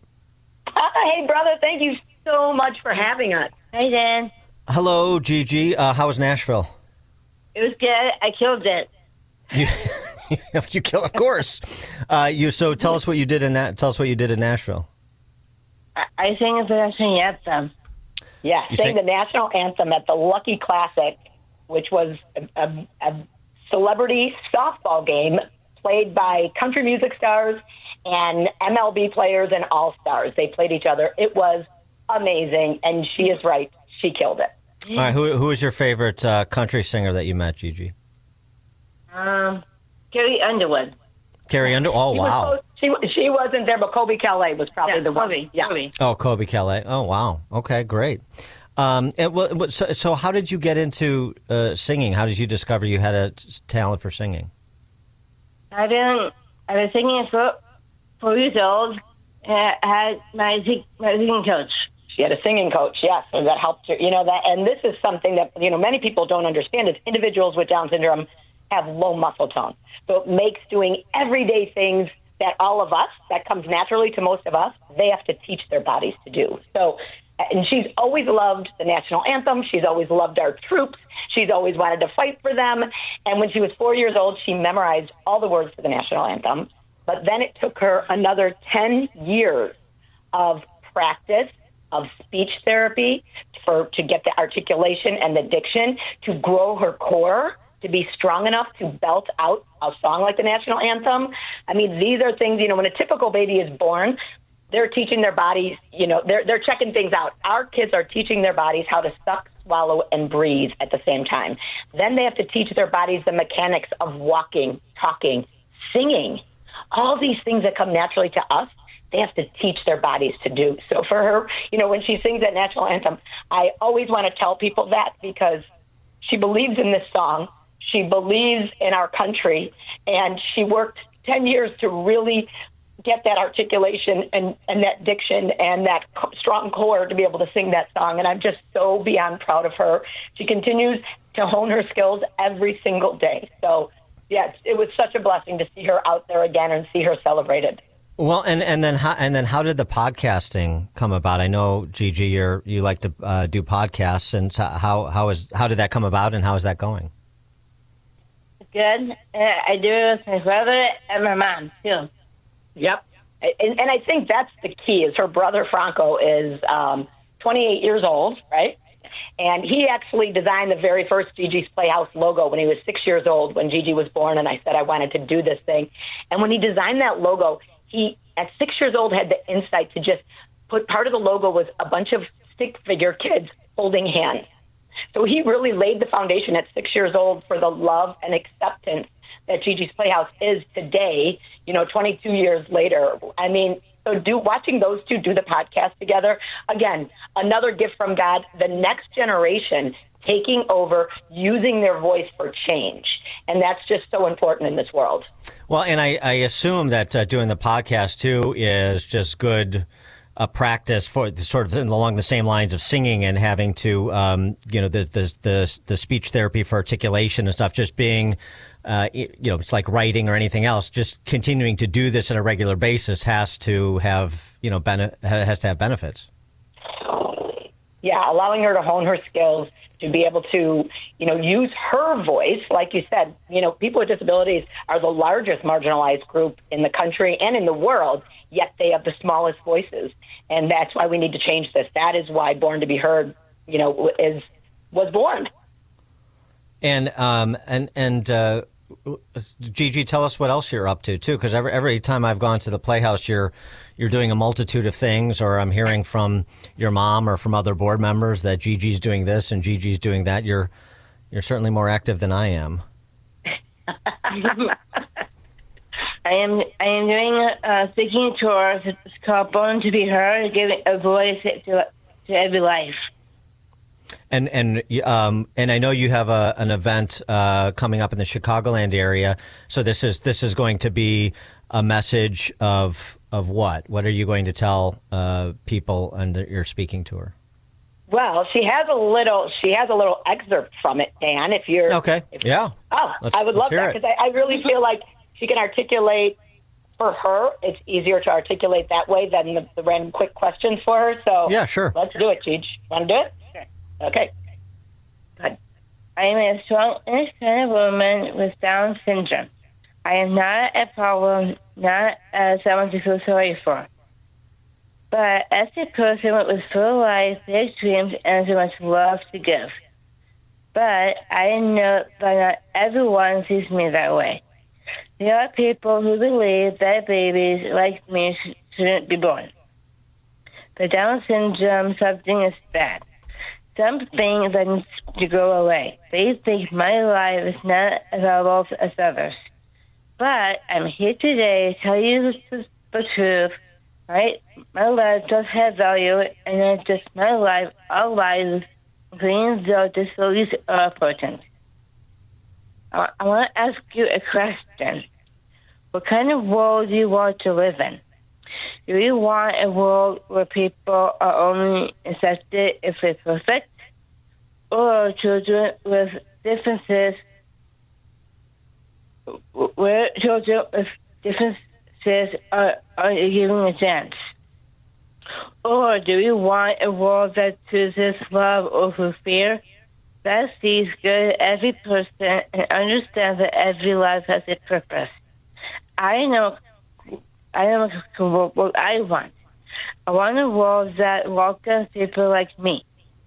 But some people might say, but Gigi, life with disability is hard. And yes, there are challenges. But guess what? Life is tough for everyone. We all struggle in different ways. That doesn't mean someone's life is worth living. But that doesn't mean we should decide who gets to be born and who doesn't. I have hard days to do everyone else. But my life is beautiful.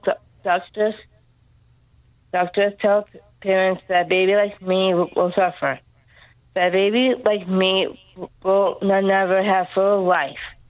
The best choice is to end the pregnancy. That's not fair. That's not right. Doctors should be giving parents hope and not fear. They should be telling them about the people like me. People who love deeply, who big dreams, who live with joy.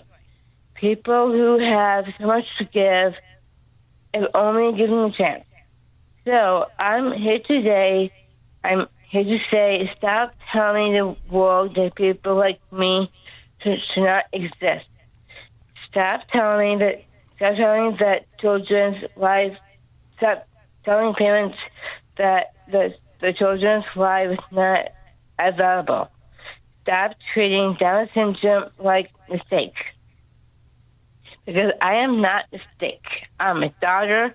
I'm a friend. I'm a leader. I'm a woman with big dreams and prove that everything in life, no matter what challenges come up with, is a life worth living, and all are born to be heard. Woo!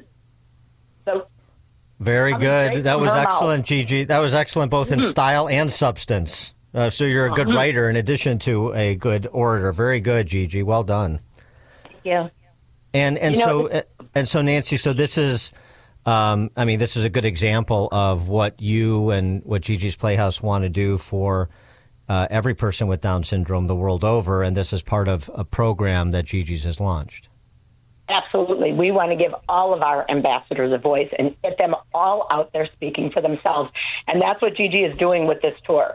So she is fundraising to make sure that every child has a voice, every child has access to free speech therapy from Gigi's, that our new babies that are coming in, the pregnant moms that are out there are counseled and supported at Gigi's, and wants to make sure that our LMNOP program, which is for our 0 to 3, is supported, and that these families know they are not alone in this diagnosis, and that the world is fighting for them. So she has a big, hefty goal. She wants to raise $1 million, Dan. She wants to pass me up in fundraising. I'm sure. I have no doubt she can do it. Gigi'sPlayhouse.org is where you go to get more information about Gigi's Playhouse. Before we let you go, though, Nancy, just for people who are not familiar, and I probably didn't do a great job in terms of explaining everything that Gigi's has accomplished. But just and since you're the chief belief officer, the vision, I know the inspiration, but the vision for it and how this came together, because as I said before, this model with Gigi's Playhouse is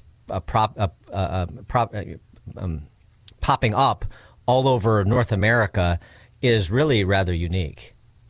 It absolutely, yeah. We are so beyond blessed. 360 new families join Gigi's every month.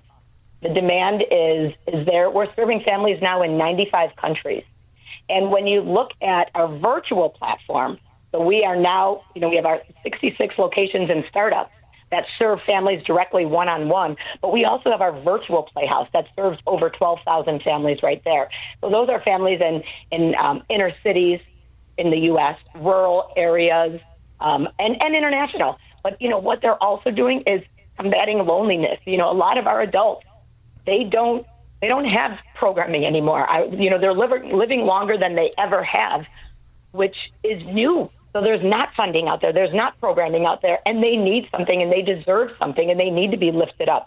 So between our brick and mortars and our virtual locations, our virtual Playhouse, we are able to hit every family, and we want them to know we're here for them. We will always be here for them. We're here for that from prenatal diagnosis, that pregnant mom who's being told their child doesn't deserve to be in this world with that 90% termination rate, all the way through to end of life. We are there for our families every step of the way. One-on-one tutoring, literacy, math, speech therapy, physical therapy, fitness-based programs, cooking programs, real-world skills, career skills, GG University, all of it. And we're never going to stop fighting for this population. And we're just really excited that Gigi is now, at 23 years old, standing up, taking what I started, and with the help of her brother and others, going out there and speaking on her own to defend a population of people who deserve to be on this earth. That God sent them here to teach and to love. And coming out of their mouth, I don't think there's any better way we can spread that message. And, we know in our schools, especially here in Illinois, they're not doing, they don't have the high expectations for this population. It's amazing what happens in our school systems. And I remember during COVID, I was sitting here listening to Gigi. They used to have her every morning. All those kids had to listen to CNN 10. I didn't even know that was a thing. But they're filling their heads with what they want to fill their heads with, and not the education that they should be filling their head with. So I'm just so grateful, Dan, to you for giving her a voice. We're hoping to do a Born to Be Heard in Florida as well. So hopefully we'll see you there at that. And anybody could look, if you Google Born to Be Heard Gigi Gianni, you will see everything about the event.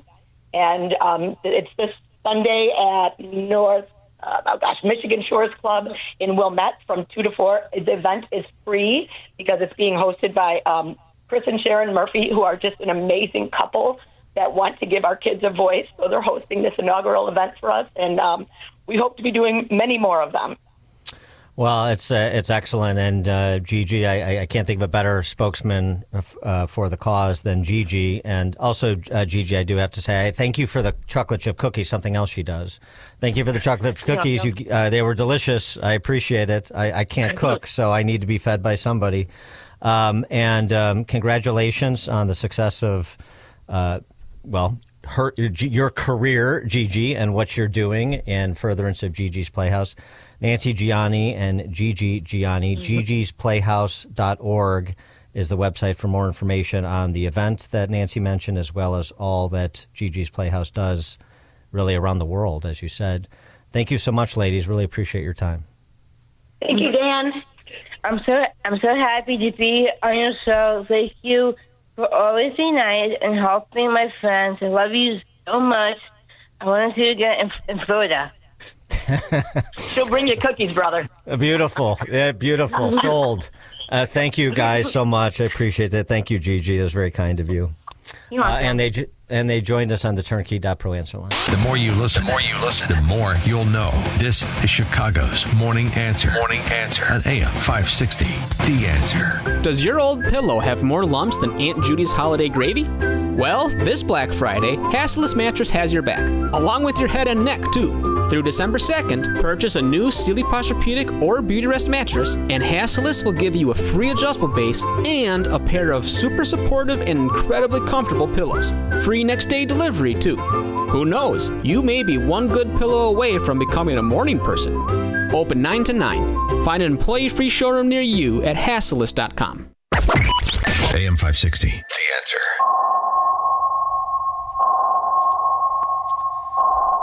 That sound means it's time for In-Depth History with Frank, the history teacher from Arlington Heights, because there's nothing new in this world, just the history you don't know, and Frank does. Frank, take it away.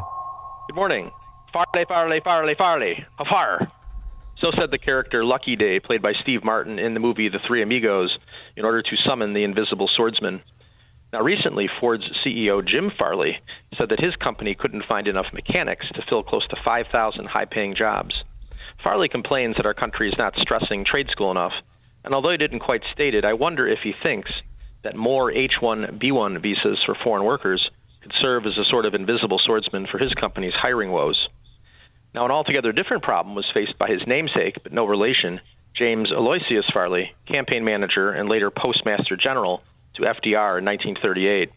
At that point, the economy was still in the grips of the second major wave of the Great Depression, as the pump priming necessary for a Democratic landslide in 1936 came to an end.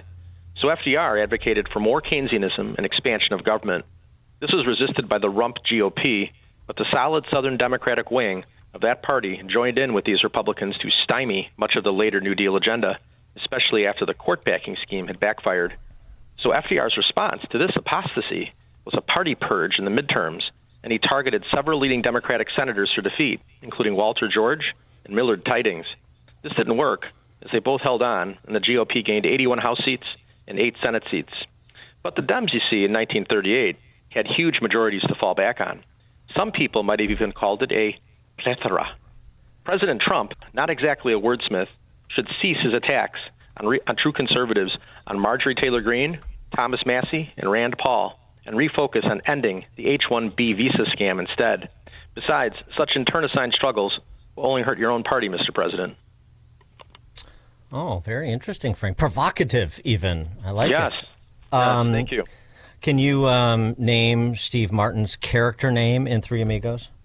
Well, he was Lucky Day, and then Martin Short was Ned Nederlander, and then Dusty Bottoms. Very good. I mean, that is very good. I thought I was one of the few men in Western civilization that could name the Three Amigos. But I mean, you know, there's nothing Frank doesn't know. Frank, thank you as always. It is now 7:00 on AM 560 WIND Chicago. It's a vote President Trump now supports. I'm Dave Anthony, Fox News. We have nothing to do with Epstein. The Democrats do. All of his friends were Democrats. And he's urging Republicans to support the push for more documents from the investigation into the late Jeffrey Epstein's underage girls sex trafficking operation. The resolution being voted on today in the House would compel the release of the Epstein files, saying members of his party have, quote, nothing to hide. House Speaker Mike Johnson agrees. He's never had anything to hide. He and I had the same concern that we wanted to get sure that victims of these heinous crimes are completely protected from disclosure. A discharge petition signed by all House Democrats and some Republicans forced the resolution to the floor. That's Fox's Ryan Schmelz. Today, President Trump will host Saudi Arabia's crown prince at the White House, talking trade and defense. They'll also discuss relations with Israel as the U.S. brokered ceasefire for Gaza remains in place the day after a UN vote. Prime Minister Benjamin Netanyahu has posted on X to say he and the State of Israel applaud President Donald Trump and his tireless and devoted team. This after the United Nations Security Council gave its mandate for an international stabilization force for Gaza, passing a resolution endorsing President Trump's peace plan. The vote has been condemned by Hamas, however, which says the stabilization force will not be neutral. That's Fox's Jonathan Savage. President Trump's pushing back on Democrats' claims his policies are making things unaffordable and hurting the economy. In the past 6 months, the price of breakfast items has fallen 14%. Bread prices are down. Dairy prices are down. And the price of eggs has declined 86% since March. And the president told a gathering of McDonald's executives and franchisees he's trying to bring more costs down, adding, I'm also one of your all-time most loyal customers. I really am. Saying he's the first former McDonald's fry cook to become president, referencing his campaign event last year making fries. America's listening to...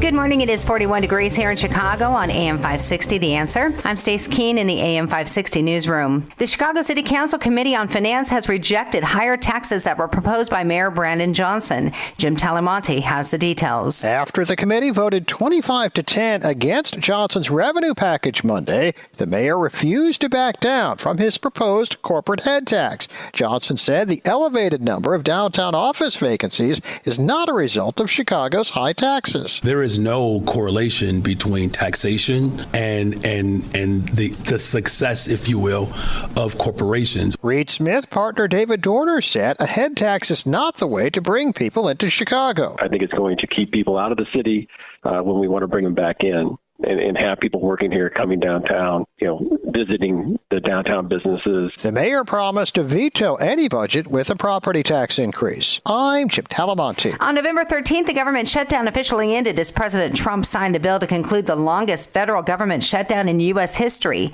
During that time, air traffic controllers at airports across the country, including O'Hare and Midway, were unable to get paid, and some just didn't show up to work, leaving others forced to work overtime without pay. Transportation Secretary Sean Duffy says those who chose to call off on work will be looked at, while those who stayed on the job will be rewarded. No word on what that reward consists of at this time. And a woman was set on fire last night on the Blue Line in Chicago's Loop. Officials say witnesses saw an assailant douse the woman with a liquid and then set her on fire. The victim jumped from the train and bystanders came to her aid. The woman was transported to the hospital for treatment. This report is a service of AlmostFreeTeeth.com. Big savings on full-mouth dental implants are here at AlmostFreeTeeth.com. Medical insurance can make what used to cost a fortune surprisingly affordable. Don't wait. Take the 60-second quiz to see if you qualify at AlmostFreeTeeth.com. A check of the roads is coming up in 2 minutes on AM 560, The Answer. Get ready for a musical journey like no other when the Trans-Siberian Orchestra returns to Chicago on December 26th on their The Ghost of Christmas Eve 2025 tour. Enter to win tickets and the grand prize of a 75-inch TV, a home stereo system, and a $1,000 gift card.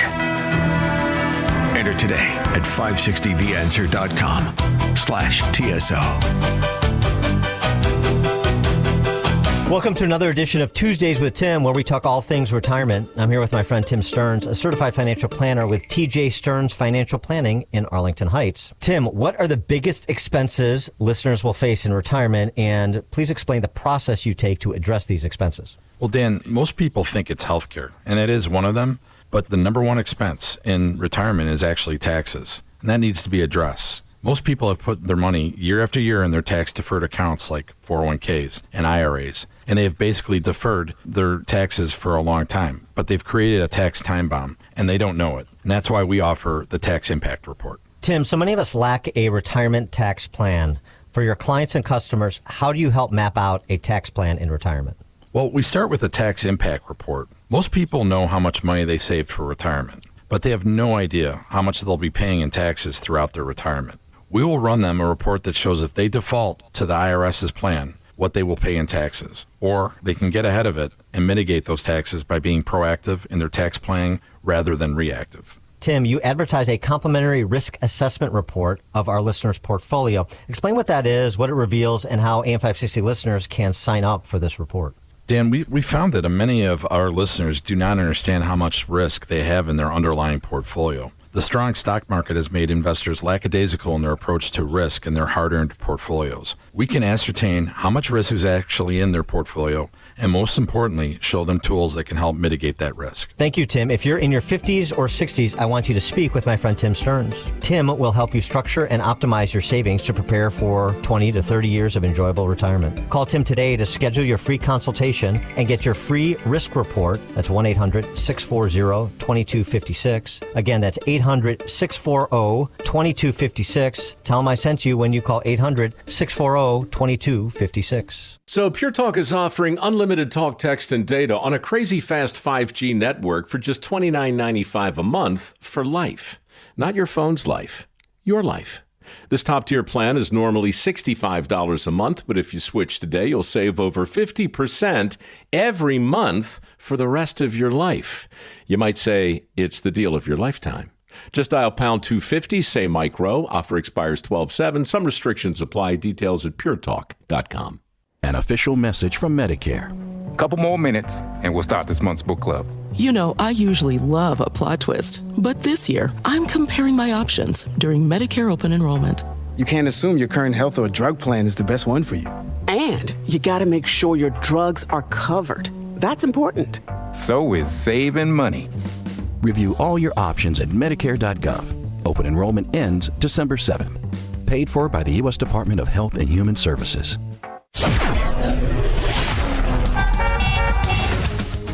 Taking a look at the roads from the Team Hochberg Traffic Center, I'm Sue Aller. Slick roads, and we've got problems, including a flipped-over car on 8094 eastbound between the Tri-State and Torrance Avenue. Everything is shut down. It's going to be at least 30 minutes to get by only on the shoulder. You want to avoid this altogether and stick with Lincoln Highway. The Kennedy inbound from O'Hare to the Bird Interchange, 35 minutes. Outbound is 36. The Eisenhower inbound from Wolf to the Old Post Office is 31. Outbound is 34. Inbound Stevenson from the Tri-State to Lakeshore is 37. Outbound is 26. You've got inbound delays on both the Bishop Ford N57 approaching the Dan Ryan. Traffic is a service of Quick Delivery Service. Make Quick Delivery Service your personal ground crew anytime, anywhere, any place. When you need to move your shipment or freight, Quick Delivery will get it there. Get a quote in advance and eliminate any surprises at quickdelivery.com. Chicago's Morning Answer continues next, but now a check for your forecast from the National Weather Service. Today, expect occasional rain and drizzle with a high of 45.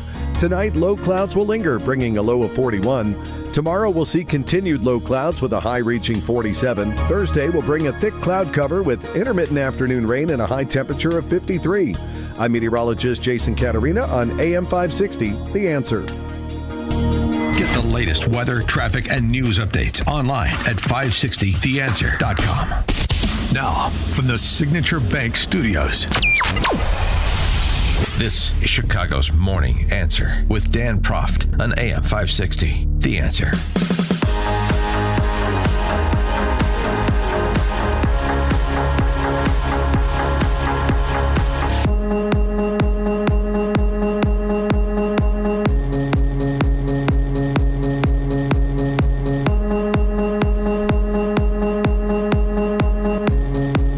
Top of the morning, Dan Proft here, and Adam Schiff, he's a senator from California.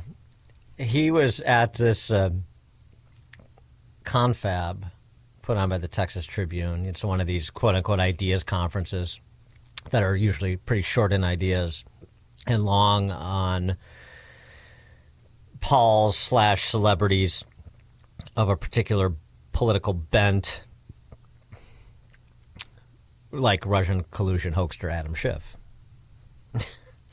But this is what these politicians do. They commit the most egregious frauds on the American public.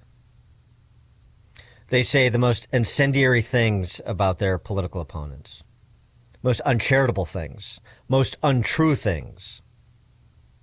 And then they go to button-down conferences with serious, thoughtful people and string cliches together like this.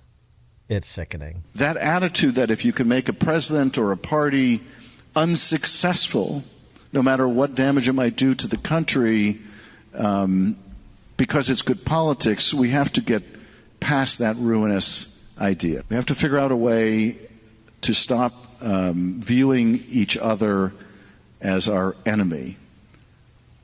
And that solution will come when we figure out how to be better consumers of information again, how to determine what's true and what's not true, how to stop rewarding advertising behemoths for dividing us the way they do. That kind of pathological lying is sociopathic. The complete disconnect between your own conduct and your prescription for our politics. I mean, I'm desensitized to it, as I'm sure most of the people listening are. You're desensitized to so much rhetoric of the politician. Not everybody is, though. That's part of the problem. But, I mean, Adam Schiff really is next level. I think even some on the left have to roll their eyes or just look at him with fawning admiration for how easily he does the things he does, only to turn around and say things like that. I want a psychological diagnosis on that profile, much more than the Chardonnay Antifa housewife in Glen Ellen who can't get through a day without screeching about Trump to one of her, one of her fellow members of the local coven. That is so much more destructive of political comity than is the unbalanced person who gets consumed by politics and just swallows the hook when it comes to the boogeyman politics that people like Adam Schiff play. Well, let's talk about the uncharted mind. Joining us now, Jonathan Alpert.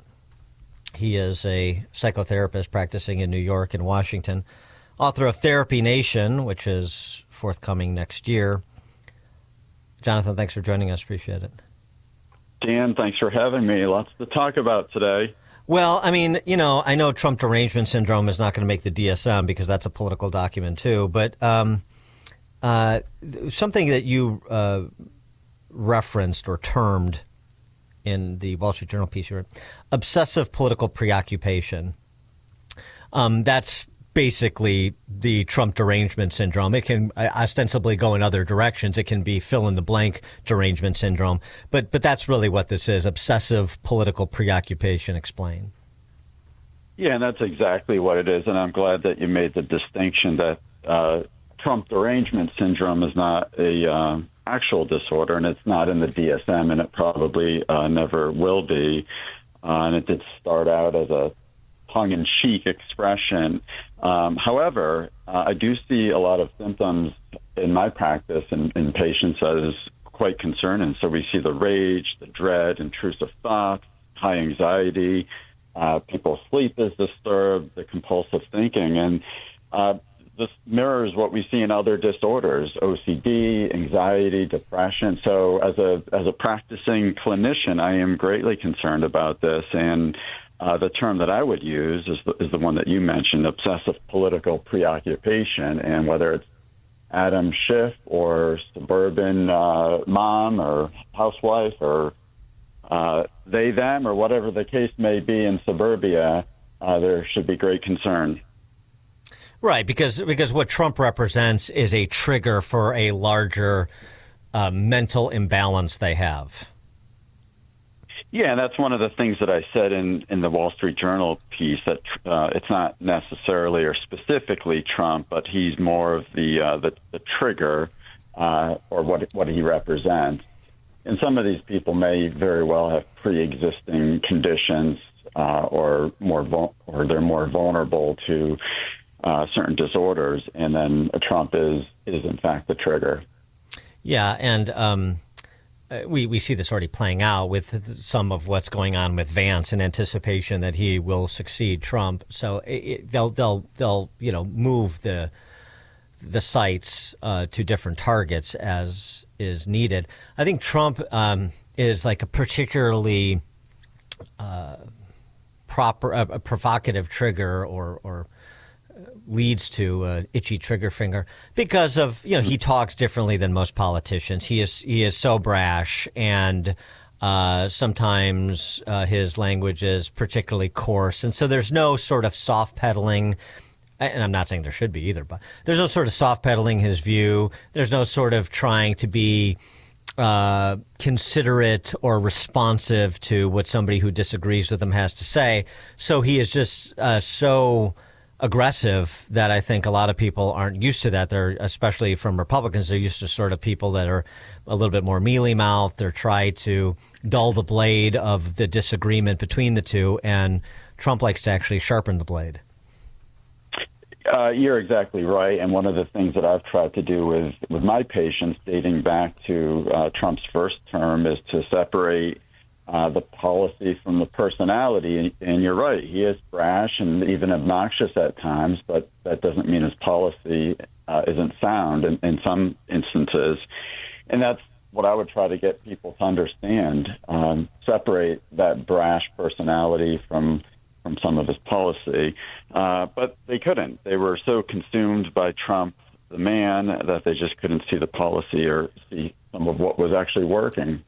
Well, now this is not to say that people haven't moved, though, too. So, we've seen all sorts of posts on social media after Trump essentially was the instigator of peace in Gaza and the return of the hostages. And you saw a lot of people saying, I've changed my position on Trump after him playing the role of peacemaker and getting hostages returned.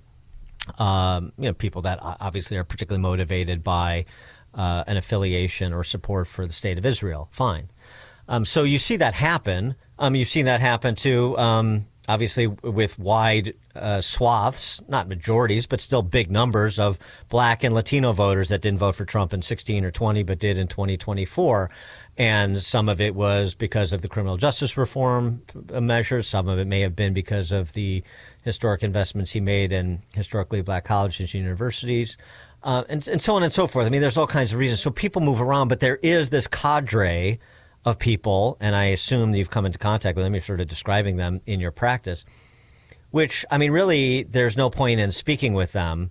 They're just going to have to come out of this psychosis at some point on their own, if ever. But I mean, they're not going to be reasoned with. There is no point to it. I agree. There's a hyper fixation on President Trump, and they can't shake their thoughts. They just can't move away from that. And I've said for a long time now that Trump could find a cure for cancer, and they would still find a reason to hate Trump. And we saw that play out with the peace deal. He did help achieve peace overseas, and people still can't accept that or reject Trump as the president. So these are pathologies that these people will live with, and we'll see what happens in 3 years. But as you mentioned earlier, they may just transfer the pathology onto his predecessor. Well, sure. It's like the acolytes of the idiot circles and the mask wearing during COVID. I mean, they stopped doing it, most of them, not all.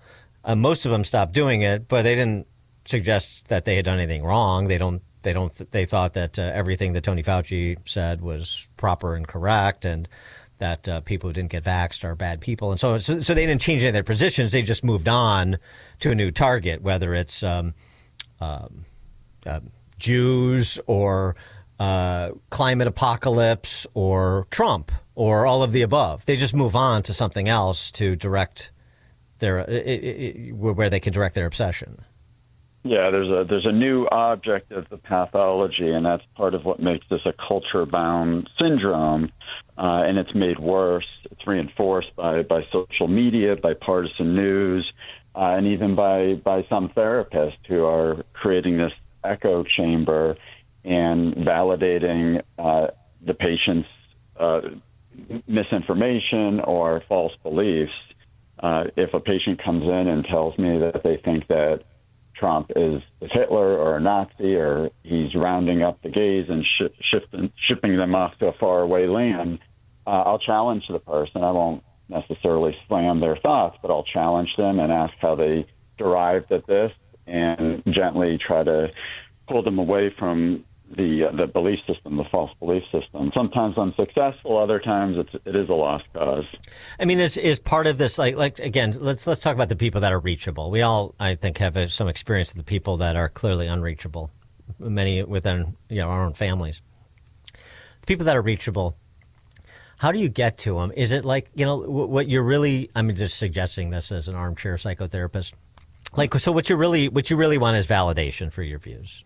And so the way to get validation for your views is to be particularly pronounced on social media or in a small group setting where you're among the like-minded in a social circle where you live. And so it's so much of this is performative. So maybe you need to think about why you need outside validation so much. You're absolutely right. I mean, these people are craving the validation. They're surrounding themselves with like-minded people, and that's what creates this echo chamber. So whether you're a armchair therapist or a real therapist, if you can gently challenge their belief system and ask, why do you think that? What was the evidence that supports this belief that Trump is evil or Hitler? And if you can gently pull them out of that, you may actually get somewhere with them. But as you said, some people are stuck in their ways, and it's impossible to reach them. Have you ever moved somebody from derangement to like civil rational disagreement? I have. I've helped move people from obsessive political preoccupation to learning how to make Trump less dominant in their life, so it's not keeping them up at night. And sometimes just cutting off the news or not looking at certain sites online can make a big difference for these people. Jonathan Alpert, psychotherapist practicing in New York and Washington, author of Therapy Nation. That's a book that is forthcoming in 2026. His piece in the Journal is Trump Derangement Syndrome Real, which we've been discussing. Jonathan Alpert, thanks so much for joining us. Appreciate it. Thanks, Dan. I appreciate it. Take care. You too. And he joined us on the Turnkey.pro answer line. It's like a hot, steaming cup of information to start your day. It's Chicago's Morning Answer on AM 560. The Answer. Hi, this is Sean Thompson. When you take your grandkids to Disney, do they know what's in your investment portfolio? Do they even care? They're busy having a great time, and you're busy making memories. At Alpha Wealth Group, Tom Fortino understands the nuts and bolts of retirement planning. The investments, the stock market, taxes, Social Security, Medicare, and much more. But think about it. What are you really trying to do here? Is your goal to beat the S&P, or is your goal to make memories with your family? At Alpha Wealth Group, their goal is to give you the confidence to spend in retirement without the fear of running out of money. Call Tom Fortino and the team at Alpha Wealth Group to learn more. You can do it today. Call 630-864-6711. The number again, 630-864-6711. To schedule a no-obligation consultation. You can do it today online as well at alphawealthgroup.com. That's alphawealthgroup.com. Once again, our Food for the Poor campaign is underway. We kicked it off yesterday. We're helping to provide life-saving food to children in Latin America and the Caribbean, where families and communities may have little or no access to food, safe water, and the basics of life. The perfect storm of poverty, lack of infrastructure, and destructive natural disasters has made life impossible for many families. That's why we're partnering with Food for the Poor again this year. We've been doing it for a while now, as anybody who listens to this show knows. Food for the Poor is a faith-based nonprofit relief organization that works directly with their partners on the ground in Latin America and the Caribbean to operate feeding centers. The relationship Food for the Poor has with locals and with governments, such as they are in these deprived countries, is the way they ensure that the money we raise during the campaign is used effectively to get food to the children who need it most. Again, 90% of funds raised go directly to the children and families in need. And you can check out their rating. I encourage you to check out their rating at Charity Navigator. Food for the Poor has been doing this kind of work for more than 40 years in 17 countries around the world. That's how they built this infrastructure that works even in the worst circumstances. Think Haiti.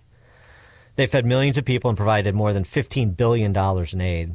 They are reputable and transparent about how they raise and spend money. Your gift of just $150 can provide food for the poor, or can provide Food for the Poor the ability to provide food and water for 2 children for an entire year. For a gift of $300, you can provide food and water for 4 children for an entire year. That's the impact your gift can have. To make a gift of any amount, just call 844-862-4673, or you can visit us online at 560theanswer.com/foodforthepoor. And again, $150 provides food and water for 2 children for an entire year. That's how cost-effective Food for the Poor is. Also, if you're a business owner or you make the marketing decisions for business, we're doing our Business Benefactor Program again. The way that works is your business, makes a tax-deductible gift of $2,500 to Food for the Poor. And AM 560, that is, gives you 41-minute commercials to air on this station, Monday to Friday between 5 a.m. and 8 p.m., broadcast 5 a.m. to 8 p.m., our prime broadcasting hours. This is the best deal in all of Chicago radio, and at the same time, you're providing life-saving food for more than 50 children in Latin America and the Caribbean. To become a business benefactor, you just call John Gallagher. He is our general manager. John Gallagher, his number is 847-472-8950. Again, the Business Benefactor Program, to enroll, call John Gallagher at 847-472-8950. You know what really keeps me up at night? It's the criminals feel more and more bold. They have no fear of any consequences because there are none. So I did what anyone with a family should do. I called Goldilocks. They're not just some cookie-cutter security company. Goldilocks has been protecting Chicagoland homes and businesses for 4 decades, 40 years. And they actually listen. Their technician comes out to the house. He takes a look at what you need to make your house a smart home with a security system you can monitor from anywhere. It's built specifically for me and my family. Motion sensors, smart locks, cameras, monitoring, all customized. I don't trust anybody in Illinois to protect my family. I do it, and I did it by calling Goldilocks. I trust Goldilocks to keep my house, my property, and my family safe. Tell them Sean Thompson sent you, and Goldilocks will include 3 months free monitoring with any new installation. Call Goldilocks at 708-899-5600. That's 708-899-5600. Or visit them online at GoldilocksInc.com. Imagine spending your holiday season with family, not IT headaches from work. With managed IT help desk services from Access One, you get 24/7 expert support, an IT team that never takes time off, for roughly the same cost or less than a single IT person.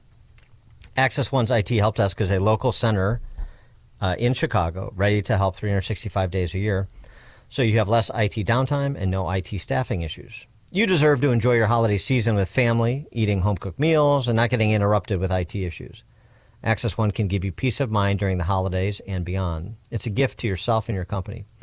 To speak with an Access One agent, call 800-654-1555 and tell them AM560 sent you when you do. Access One is now offering a 90-day risk-free trial so you can discover how they fix IT for good. Learn more at accessoneInc.com/guarantee or call 800-654-1555. IT support tickets piling up? Not anymore. Hand off your help desk to Access One. Again, the number 800-654-1555 or visit them online at Access One Inc. Access, the number 1 spelled out, AccessOne Inc.com/guarantee. Sean Thompson here, and I'm with attorney Bert Hochberg from the law firm of Schiller, Ducanto, and Fleck. We're talking about divorce arbitration. This is not really a new, or is it a new, innovative way to go through divorce? Arbitration has been around for decades. It's completely legit and available to resolve divorce cases. The litigants and their lawyers sign an arbitration agreement. They identify what the issues are, and we set up dates, and we determine what experts and witnesses there may be. Arbitration is a hearing, a trial that is intended to finish a case efficiently with limited appeal, with a binding decision, and it's confidential, so it has some great characteristics. I think it's a unique alternative to divorce. For more information, please visit sdflaw.com and type Bert Hochberg into the search box. That's sdflaw.com or call direct 773-255-6150. This past year has been one of the hardest in MyPillow's history. It's because of you that they are making it through.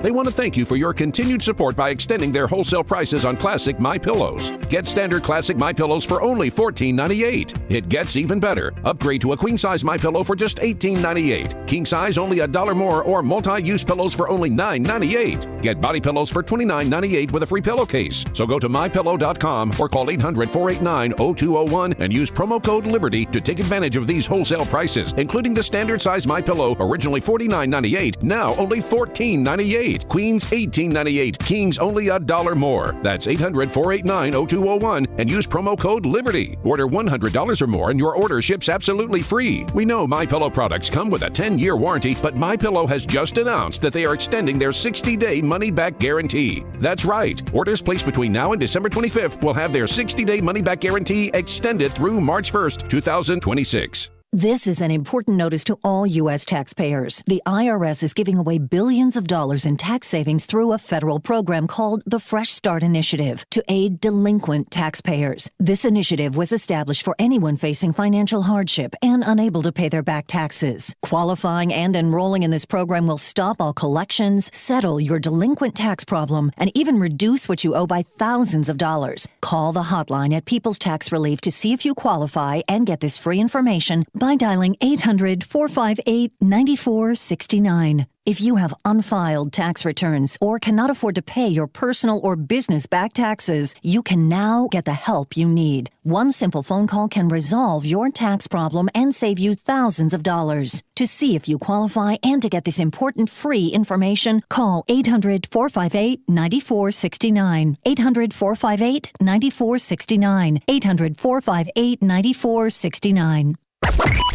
AM 560, The Answer. All right, coming up at 7:37, we'll talk all things Illinois policy with WirePoints.org founder Mark Lennon. BLM Brandon has been talking a lot, including reacting to the tubing by the City Council's Finance Committee of his $600 million tax increase package. We'll start there. Mark Lennon, 7:37. Now we check the headlines. Good morning. It is 41 degrees here in Chicago on AM 560, The Answer. I'm Stace Keene in the AM 560 newsroom. Chicago Mayor Brandon Johnson has signed an executive order directing additional taxpayer resources to local community organizations, nonprofits, food pantries, and faith institutions who are working to address what he called the, quote, ongoing uncertainty around SNAP benefits. Johnson's order authorized emergency procurement flexibility to expedite the direction of city resources in response to hunger and food insecurity resulting from federal cuts. A woman is in critical condition this morning after authorities say she was set on fire on the CTA Blue Line last night. Officials say the 26-year-old victim was in a verbal fight with a man when witnesses say the suspect doused her with a liquid and then set her on fire. The train was stopped. The woman jumped off and began receiving aid from bystanders.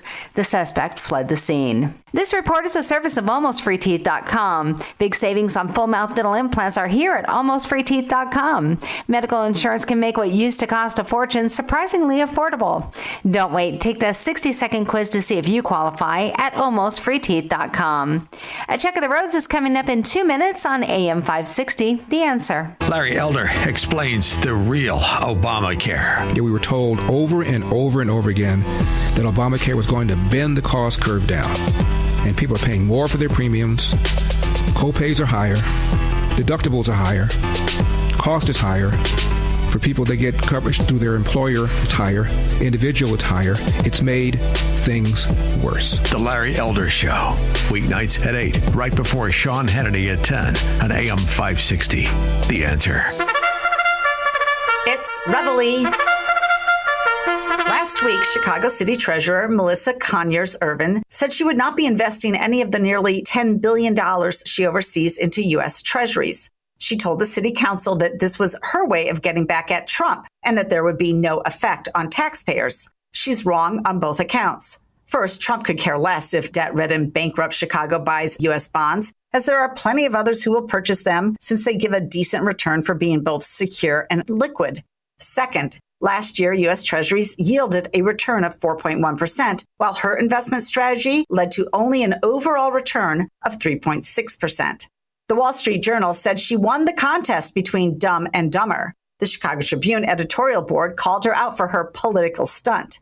Ervin is running for Congress, you see, and if you want to win a Democrat primary, then showing you are standing up to Trump for his immigration policy is an absolute must. Ervin was a backbench state rep before she got anointed to be the treasurer. She checks all the boxes: Black, female, raised by a single mother, with a master's in finance from Roosevelt University, which raises questions about the rigor of their program. Lost in the conversation is just how someone with fiduciary responsibility gets away with such unwise political statements related to investments. Business leaders, financial professionals, and business professors at our esteemed public and private institutions are silent in the face of such ineptitude, refusing to speak up and demand better stewardship of tax money when they know she has failed. Their silence is revealing, and it betrays them for the cowards they are. As a follow-up to last week, I applaud the Lawndale residents who, when they received their property tax bills, promptly torched them in a bonfire and got the media to cover it. You've got more common sense than the idiots in charge. I'm Jeannie Ives. Join me on this station Sunday night from 7 to 9 p.m. and sign up for my newsletter at breakthrough-ideas.com. Americans are getting overwhelmed with the unpredictability of the Middle East situation, the ongoing government shutdown, and growing social upheaval at home. These all add up to a perfect storm of uncertainty for financial markets. Call Advantage Gold now at 800-741-GOLD to get your free gold and silver rollover information kit. We can help you navigate the complicated options you may be considering for your IRAs and 401ks. Consult your financial advisor before investing. Call 800-741-GOLD. Let's see, if something costs less, but people are happier with it, that sounds like something to look into, and that is MediShare. Maybe you've heard joining MediShare can save families up to $500 a month, and obviously that's a big deal, but they like it too, especially being part of something that reflects their values instead of working against them. So yeah, really, you can save a ton and like it better. Imagine being happy with how you're taking care of your health care. Find out more. Call 833-34-BIBLE. That's 833-34-BIBLE. Eggland's Best. The only eggs with more fresh and delicious taste, plus superior nutrition. Eggland's Best. Better taste, better nutrition, better eggs. Taking a look at the roads from the Team Hochberg Traffic Center, I'm Sue Aller. We're shut down on the eastbound side of 8094 between the Tri-State and Torrance Avenue with a flipped over semi-truck. Traffic is only getting by on the shoulder. You want to avoid this altogether and stick with Lincoln Highway. Also, stop and go delays on the southbound Tri-State as you approach 8094. You also have a problem on Lakeshore Drive, southbound at Montrose Avenue. It's an accident, and the northbound side is completely jammed into Hollywood Avenue. You've got inbound delays on both the Bishop Ford and 57 approaching the Dan Ryan. The inbound Dan Ryan is 40 minutes from 95th Street to the Byrne Interchange. Outbound is 13. This report is a service of Blindster.com. Looking for affordable blinds, shades, or shutters for your home? Don't hire an expensive pro. Check out Blindster.com, where they offer custom-made window coverings at guaranteed low prices with a team of pros ready to help you every step of the way. Blindster.com. Chicago's Morning Answer continues next, but now a check of your forecast from the National Weather Service. Today, expect occasional rain and drizzle with a high of 45. Tonight, anticipate low clouds with a low of 41. Tomorrow will bring more low clouds with a high of 47. Thursday, we'll see a thick cloud cover with occasional afternoon rain and a high of 53. I'm meteorologist Jason Caterina on AM 560, The Answer. Get the latest weather, traffic, and news updates online at 560theanswer.com. Now, from the Signature Bank Studios. Insert Democrat socialist here. Runs the Democratic House law for 30 plus years running. He's promising this and he's stealing that. Where can you get that kind of money? He's using your house like his own piggy bank. You ought to know by now. You can pay off your house here in Illinois. You can never keep up with the taxes. Oh, it's always been the plan to have a taxpayer pay, no doubt. Not a matter of if anymore, but when. You're moving out. I said, when you're moving out. Top of the morning, Dan Proft here. That theme music means it's time for a weekly conversation about all things Illinois policy related with the wirepoints.org boys. Before we get to Mark Glennon, founder of wirepoints.org, Brandon Johnson's been talking a lot over the last week, and I always enjoy when he does, so thank you, Mayor. Before the marketing of his $600 million worth of tax increases before the city council and his reaction to its failure to pass, he was on a podcast talking about the ties that bind, the things that bring us together. What brings us together? Government. Approach that. Look, the safest communities in America, they all have one thing in common. They invest in people. Yeah. When a child is hungry, you don't say, hey, look, would you like to meet the commander of the 15th Police District? You got to fix the material. Bit of a non sequitur to me, but again, I don't have Brandon Johnson's intellectual prowess.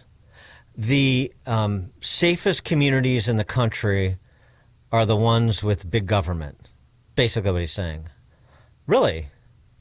Because the most unsafe communities in the country, be they in blue states or red states, are big cities dominated by leftists where all roads run through the government. But okay. All right. So if that's true, then it necessarily logically follows that we need to invest in people, which is mean redistribute money from some people to other people. Grow government. City of Chicago's government too small.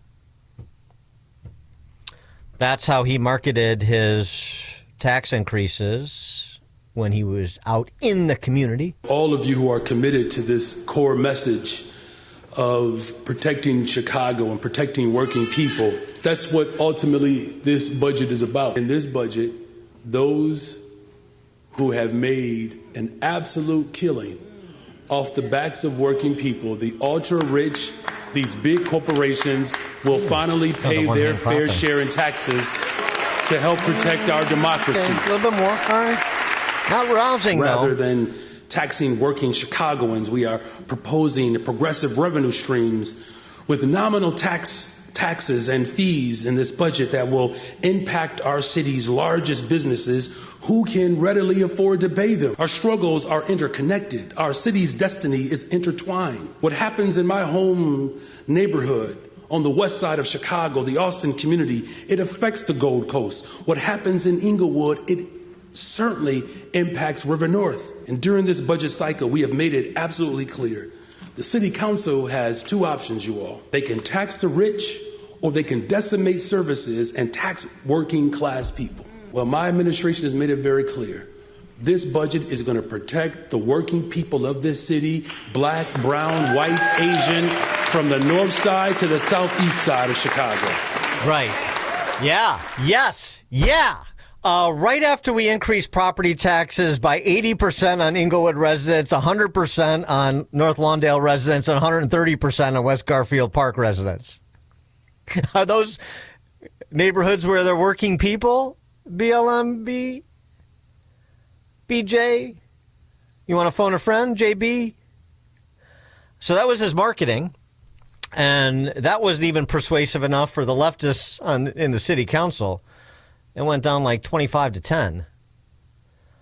Nobody's afraid of BLM Brandon and his class envy rhetoric, even as, or wooed by it, even as fellow socialists. Neo-Marxist, probably a more accurate term. Interchangeable. And so his reaction when it didn't happen yesterday.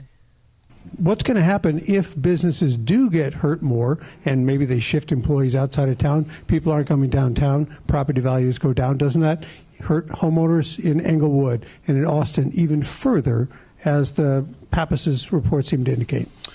Well, look, you know, I try not to live in hypothetical. I'm a Bears fan, so I try to live in like real practical terms. Oh, boy. You know, here's what I believe folks are missing who have that particular vantage point. The reason why, first of all, the vacancy exists is because obviously we're still recovering from the pandemic. There is no correlation between taxation and the success, if you will, of corporations. What we do know, though, is there is a correlation between safety and population and businesses. This is about ensuring that we do the work that strengthens our city as a much safer place to live and do business. Keep in mind, this community safety surcharge is going to go towards the area that everybody knows is the most important thing, which is to ensure that we're driving violence down on the city of Chicago. There's more evidence of community safety driving business and people out than any of the speculations that they're making. Whew. So let me just understand it if I have this right. So Craig Wall tried, but it's tough. It's a big job. So there's a correlation between safety and population and business. I don't really know what that means. What is the correlation you're making? But there is no correlation between taxation and a business's success. So taxes are part of the cost of doing business, right? And the cost of doing business is directly related to a business's success because they need to make more than it costs to run a business to stay open. So one would wonder how taxation has no impact on a business's success. But that's me. Again, I'm not operating at that level of a BJ or a JB. JB believes the same thing, by the way. Or I don't know what he believes. Doesn't matter. He acts in furtherance of the same philosophy. That's what matters. Mark Lennon, founder of wirepoints.org, joins us to try to decipher what I just played. Mark, thanks for joining us. Appreciate it. Morning, Dan. Thank you. So taxation and taxation on businesses and business success are completely unrelated phenomenon. Yeah, does he? You got to wonder if he really believes that. In the case of Brandon, maybe he does. Pritzker has to know better, or are they just sociopathic, which is the word you used to describe the degree of lying that goes on by our politicians? It really has become an epidemic of sociopathic lying. These property taxes go straight through into the rental bills for businesses downtown. We're on the verge of a property tax revolution on the residential side. Those people don't have, an extra $1,000, $2,000 to pay those near doubling of property taxes. And who's it hitting hardest? Of course, it's poor black neighborhoods. It's the usual hypocrisy. This is spiraling downward real fast, and all they have to offer is, he's just echoing the comments we heard from Mandami in New York, the Marxist who said, there isn't a problem in the world that can't be solved by government. That's what they think, and we see that constantly out of the state legislature too. Anytime any little problem comes up, you got an itch on your back, you got to scratch. Well, we need a new bill for that, and so hundreds of bills come out of the legislature every year. Government doesn't solve these things all the time. You need other answers. It's interesting. I on the property tax bill, a friend of mine just sent me her property tax bill. She lives in Lincoln Park. Her tax bill went up by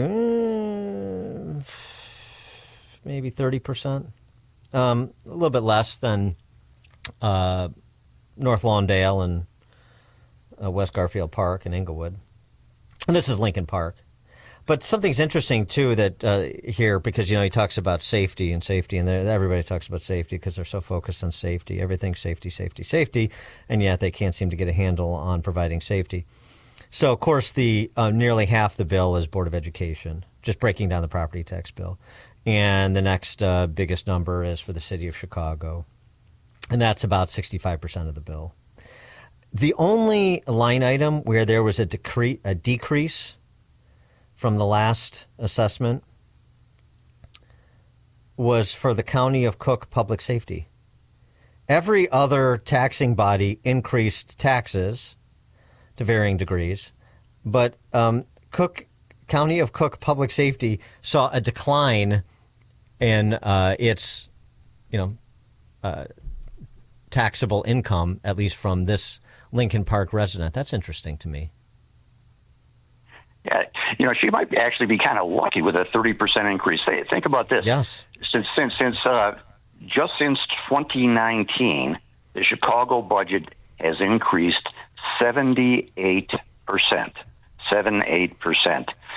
When your budget goes up by that much, and you have commercial property assessments plummeting because of, and it's not COVID, by the way, as the mayor said, it's work from home and crime and all the rest. That bill has to get shifted to property. So you have the 78% increase plus the shift to residential property for the tax burden. Count 30% is pretty lucky. Well, I know, but I mean, we know, Tony Preckwinkle, the goal was to reduce the population in Cook County Jail by any means necessary, compromising public safety. And so if anything, it seems like there's a divestment going on with respect to public safety, while everything else is increasing its take from property taxpayers in Chicago, which, of course, runs counter to this philosophy that big government is all about public safety.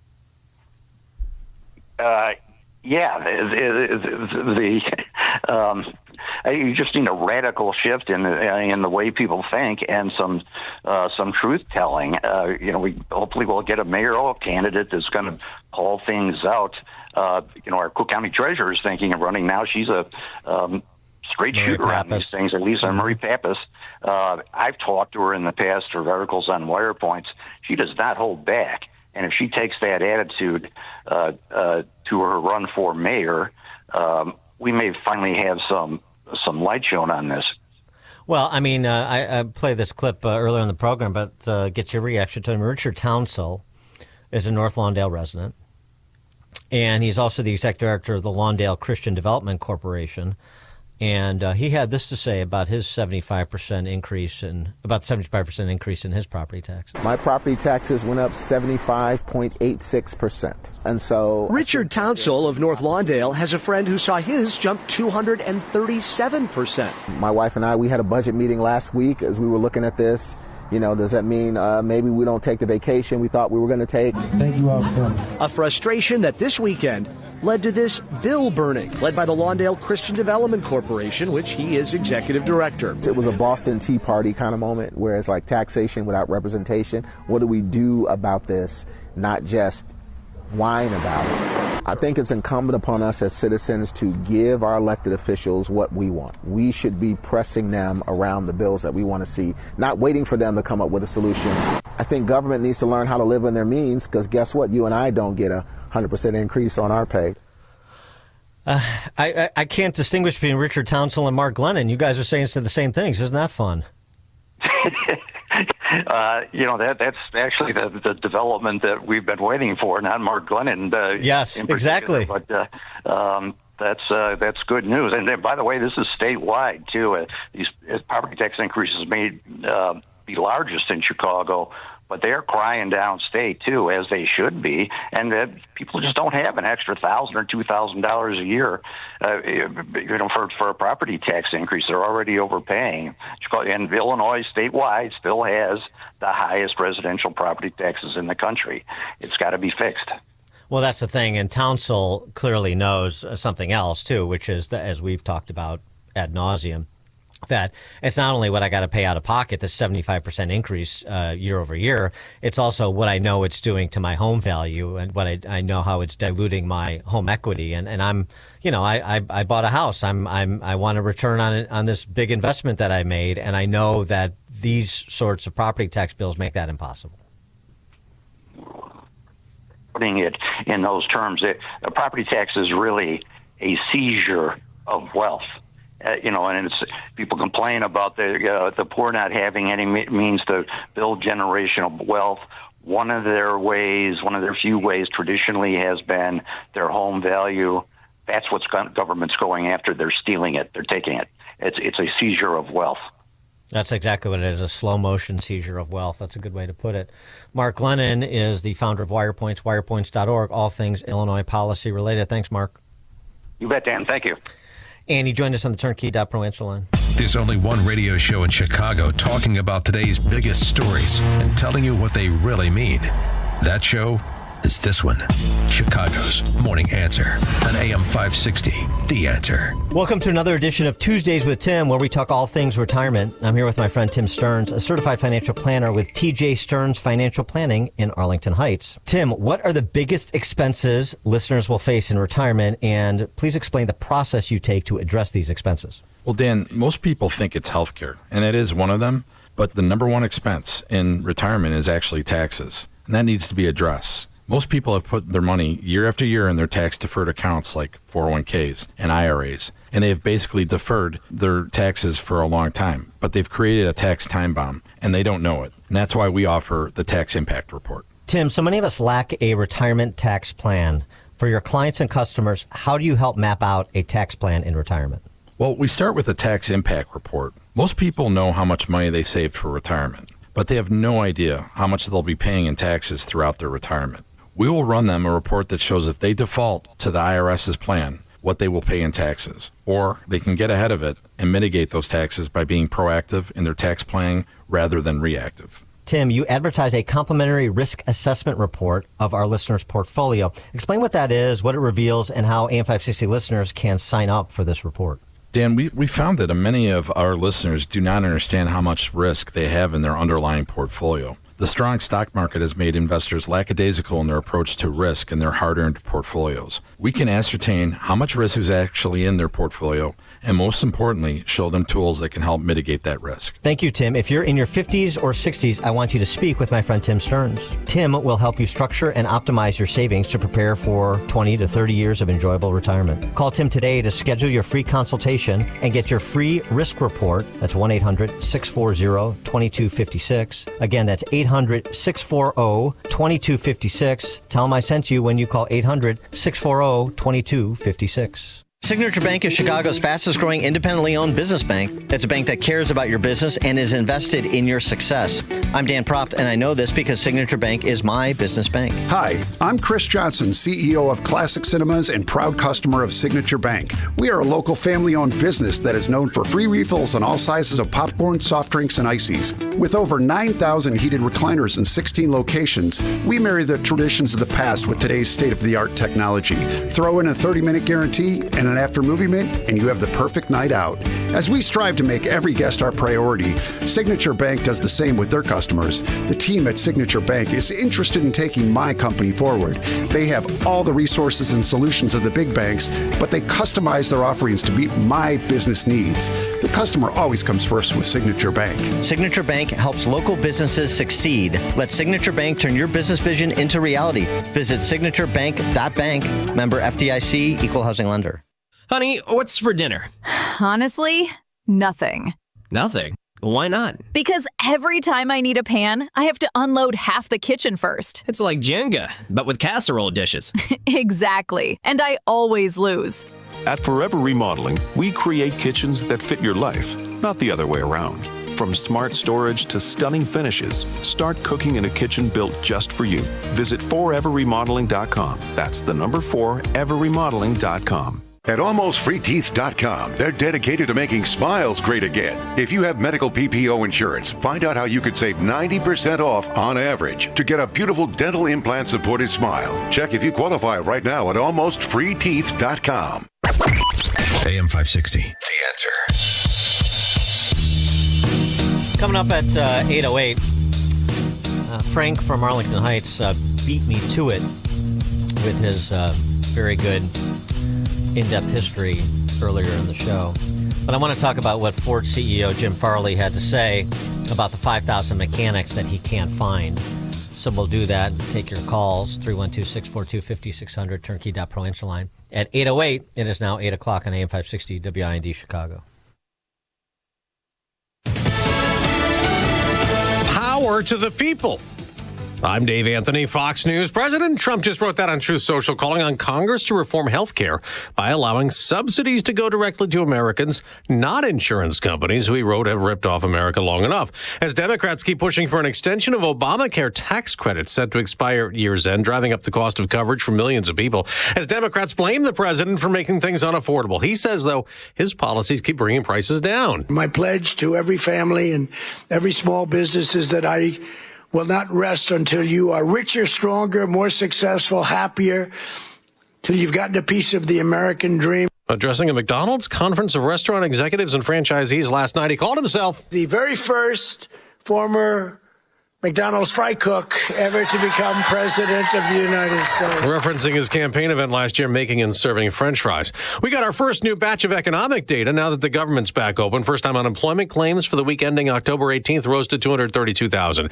The number still collecting jobless benefits rose to 1.957 million, the most in 4 years. The House plans to vote today to compel the release of more Epstein files. Every mention of Trump, they're going to bring it out day after day after day because the Democrats have nothing. That's Republican Congressman Tim Burchett. President Trump's urged GOP lawmakers to support the resolution, saying there's nothing to hide in the push for more information in the investigation into the late Jeffrey Epstein's sex trafficking of underage girls. Saudi Arabia's crown prince will hold talks today with President Trump at the White House, where Fox's Mark Meredith reports. The U.S. appears eager to deepen its economic and defense ties with the Saudis. Trump telling reporters on Monday he's ready to sell the kingdom F-35 jets, but there are concerns the aircraft's technology, which is considered top of the line, may end up in the hands of other countries, including China. Some people are offline and frustrated this morning. There's been a widespread internet outage through infrastructure provider Cloudflare.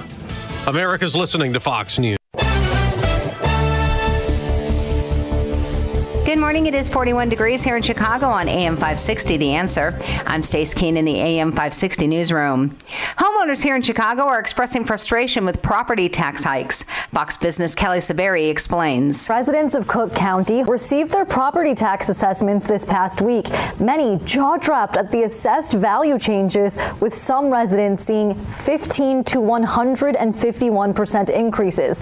This led to one community, North Lawndale, to quite literally burn their property taxes in a community bonfire Saturday night. Broadview Mayor Katrina Thompson has declared a civil emergency in response to increasing threats from protesters regarding immigration detentions in the city. Thompson said she was the target of threats last month and said protesters from out of town had planned to shut down a scheduled meeting yesterday. Under the civil emergency declaration, meetings will be held virtually, something Thompson said is necessary to protect the integrity of citizens. The family of Reverend Jesse Jackson say he's doing better following his hospitalization last week. Nonetheless, the civil rights leader will be remaining at Northwestern Memorial Hospital for continuing care for progressive supranuclear palsy. The 84-year-old had thought to have been battling Parkinson's disease, but was diagnosed with the rare neurological disorder this past April. And hundreds of National Guard troops deployed to Chicago are being sent home, and those who will remain will not be on the streets. That's according to a defense official who requested anonymity because they were not authorized to publicly discuss the issue. U.S. Northern Command said in a statement that it will maintain a constant, enduring, and long-term presence in the cities. This report is a service of AlmostFreeTeeth.com. Big savings on full mouth dental implants are here at AlmostFreeTeeth.com. Medical insurance can make what used to cost a fortune surprisingly affordable. Don't wait. Take the 60-second quiz to see if you qualify at AlmostFreeTeeth.com. A check of the roads is coming up in 2 minutes, but time now for the AM 560 Business Beat, a service of Signature Bank. I'm Charles Payne, and this is the Fox Business Report. Bitcoin's price is at the $91,000 range this morning. It's been trading at the lowest levels in 6 months. The tech sell-off is impacting other investments, including crypto. And gold prices are lower, though still over the $4,000 mark. There's renewed concern that stock prices may be too high after Amazon revealed it borrowed money for its data center build-out. It raised $15 billion from its first U.S. bond offering in 3 years. Chipmaker NVIDIA reports earnings tomorrow after the Wall Street close. Home Depot shares are down 3%. Its earnings came in weaker than expected. Home Depot's sales improved, up 2.8%. Though Wall Street was anticipating more, it's also lowering its profit outlook for the year. That's your Fox Business Report. I'm Ginny Cosola. Invested in you. Mike Gallagher is still amazed by Trump derangement syndrome. For the life of me, I think I understand it. I mean, I understand it gets very personal for people, and I feel so sorry for people who are this unhappy because an election didn't turn out the way they wanted it to. But to have this kind of rage against a person that so many people love. The Mike Gallagher Show, weekdays at 9 on AM 560. The Answer. Don't miss In Grace with Pastor Jim Scudder Jr., now heard on Sunday mornings at 7:30. Tune in and find hope as Jim Scudder explores God's Word and His world each Sunday morning right here on AM 560. The Answer. Let me take a moment to talk about my friends at QC Kinetics. They're helping so many listeners regain their mobility free from joint pain. Does this sound like you? Where every time you move, it's a reminder of what hurts? A reminder of how far you've drifted from the life you once had? Well, relief is closer than you think, and it doesn't have to come from surgery. At QC Kinetics, Dr. Caravelli and her team tap into your body's own regenerative power using natural healing factors that help restore and repair damaged tissue, reduce inflammation, and relieve pain at its source. Stop masking the pain. Let QC Kinetics help you regain what pain took away. And this Veterans Day, QC Kinetics is giving back to our heroes. Veterans will get $500 off their treatment. And for every non-veteran who starts care, QC Kinetics will donate $500 to the Wounded Warrior Project. It's a great time to book your free consultation to learn how QC Kinetics can help. Call 312-827-6261. That's 312-827-6261. Once more, that phone number, 312-827-6261, and tell them I sent you when you call. They say timing is everything in the gold and silver markets, and it's true. Dennis Prager here for AmFed Coin and Bullion. Although you can buy at the right time, if you buy the wrong coins, you may not make a profit. When gold was $400 an ounce, many people were talked into buying high-grade old gold and silver collector's coins. Unfortunately, most of the people who bought these so-called semi-numismatic coins, like the $20 St. Gordon's and Liberty Head gold coins, have not broken even on their investment. Incredible, given that gold has risen approximately 525% since then. So while timing is everything, if you buy the wrong coins, the timing simply doesn't matter. Having a dealer who cares about positioning you in the right types of coins or bullion will mean more to your portfolio than anything else. That's why I deal with Nick Rovich and AmFed Coin and Bullion. Whether you're buying or selling, call 800-221-7694. That's 800-221-7694. Or go to AmericanFederal.com, AmericanFederal.com. That's cold! Don't get stuck with a cold shower this fall. Give CenterGuard Plumbing a call. Get a new 40-gallon water heater installed for just $1,195 for standard installation, or a 50-gallon heater for $1,295 standard installation. A proud new sponsor of AM 560, CenterGuard is offering specials on new water heaters. Don't wait. The cold temperatures are coming, and the same can happen to your water heater. If you're having hot water issues or your water heater's over 8 years old, take advantage of this fall special today. CenterGuard Plumbing is Chicagoland's same-day water heater experts. Call before noon, and they can schedule your repair or install the same day on in-stock water heaters. They'll even haul away your old one, no charge. You're only a text away from install today. Call 847-406-8883. Mention AM 560 to receive fall special pricing. That's 847-406-8883. Call or text 847-406-8883 or visit CenterGuardPlumbing.com. So Pure Talk is offering unlimited talk, text, and data on a crazy fast 5G network for just $29.95 a month for life. Not your phone's life, your life. This top-tier plan is normally $65 a month, but if you switch today, you'll save over 50% every month for the rest of your life. You might say it's the deal of your lifetime. Just dial pound 250, say Mike Rowe. Offer expires 12/7. Some restrictions apply. Details at puretalk.com. An official message from Medicare. Medicare plans change from one year to the next. And this year, it's important for you to review your current coverage and compare all your options during Medicare open enrollment. Compare health plans, drug coverage, and costs. See if you can save some money, and don't forget to make sure your drugs are covered. Open enrollment ends December 7th. Visit Medicare.gov or call 1-800-MEDICARE. Paid for by the U.S. Department of Health and Human Services.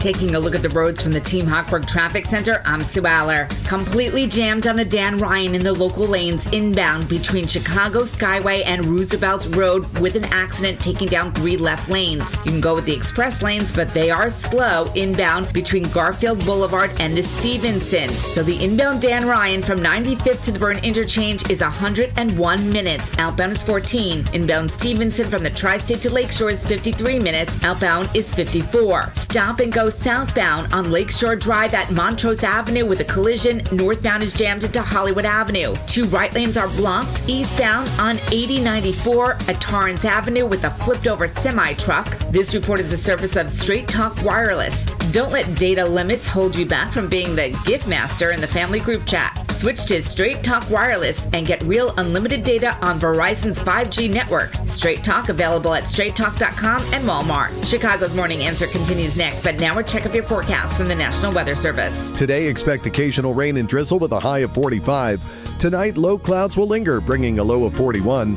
Tomorrow, we'll see continued low clouds with a high reaching 47. Thursday will bring a thick cloud cover with intermittent afternoon rain and a high temperature of 53. I'm meteorologist Jason Caterina on AM 560, The Answer. Get the latest weather, traffic, and news updates online at 560theanswer.com. Now, from the Signature Bank Studios, this is Chicago's Morning Answer with Dan Proft on AM 560. The Answer.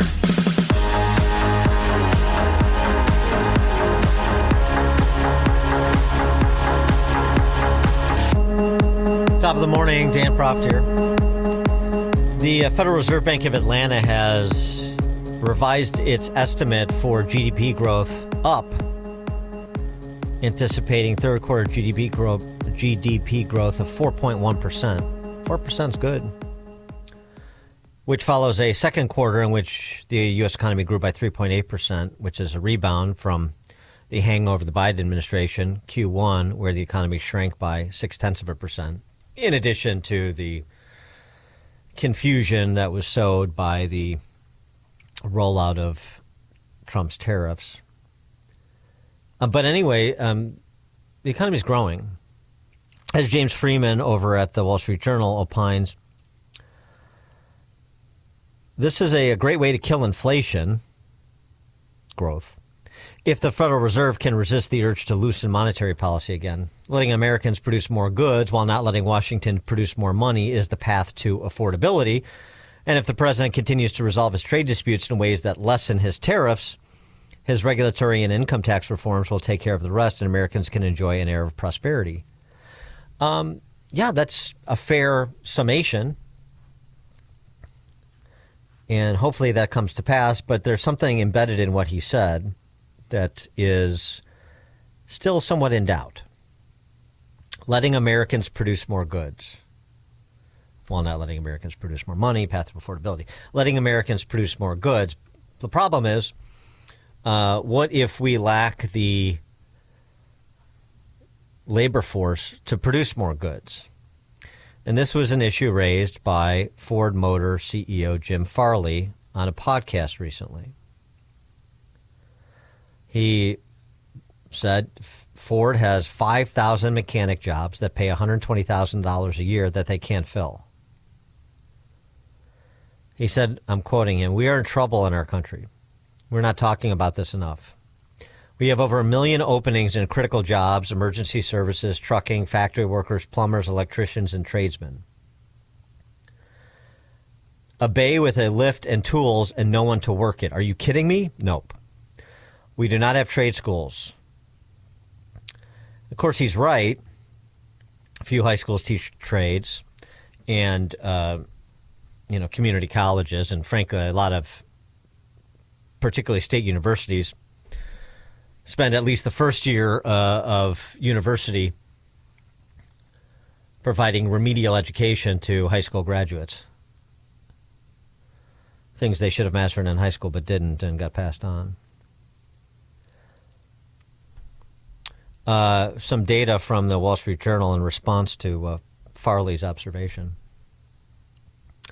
Only 114,000 Americans in their 20s completed vocational programs during the first 10 months of last year. 114,000 Americans in their 20s completed vocational programs. By comparison, 1.24 million graduated from four-year colleges, and another 405,000 received advanced degrees. So a BA or better, 1.63 million. Vocational programs, 114,000. And interestingly, and not surprisingly, bachelor's recipients in their 20s were 5.6 percentage points less likely to be employed than those who finished vocational programs. Right. We, as Vance and so many people have said, Mike Rowe, we need, and Mike Rubio, we need more welders and fewer poets. And there's no quota on either score, but it's just a real gap in our economy, and it's driven by a culture that wanted to shoehorn everybody into a college track.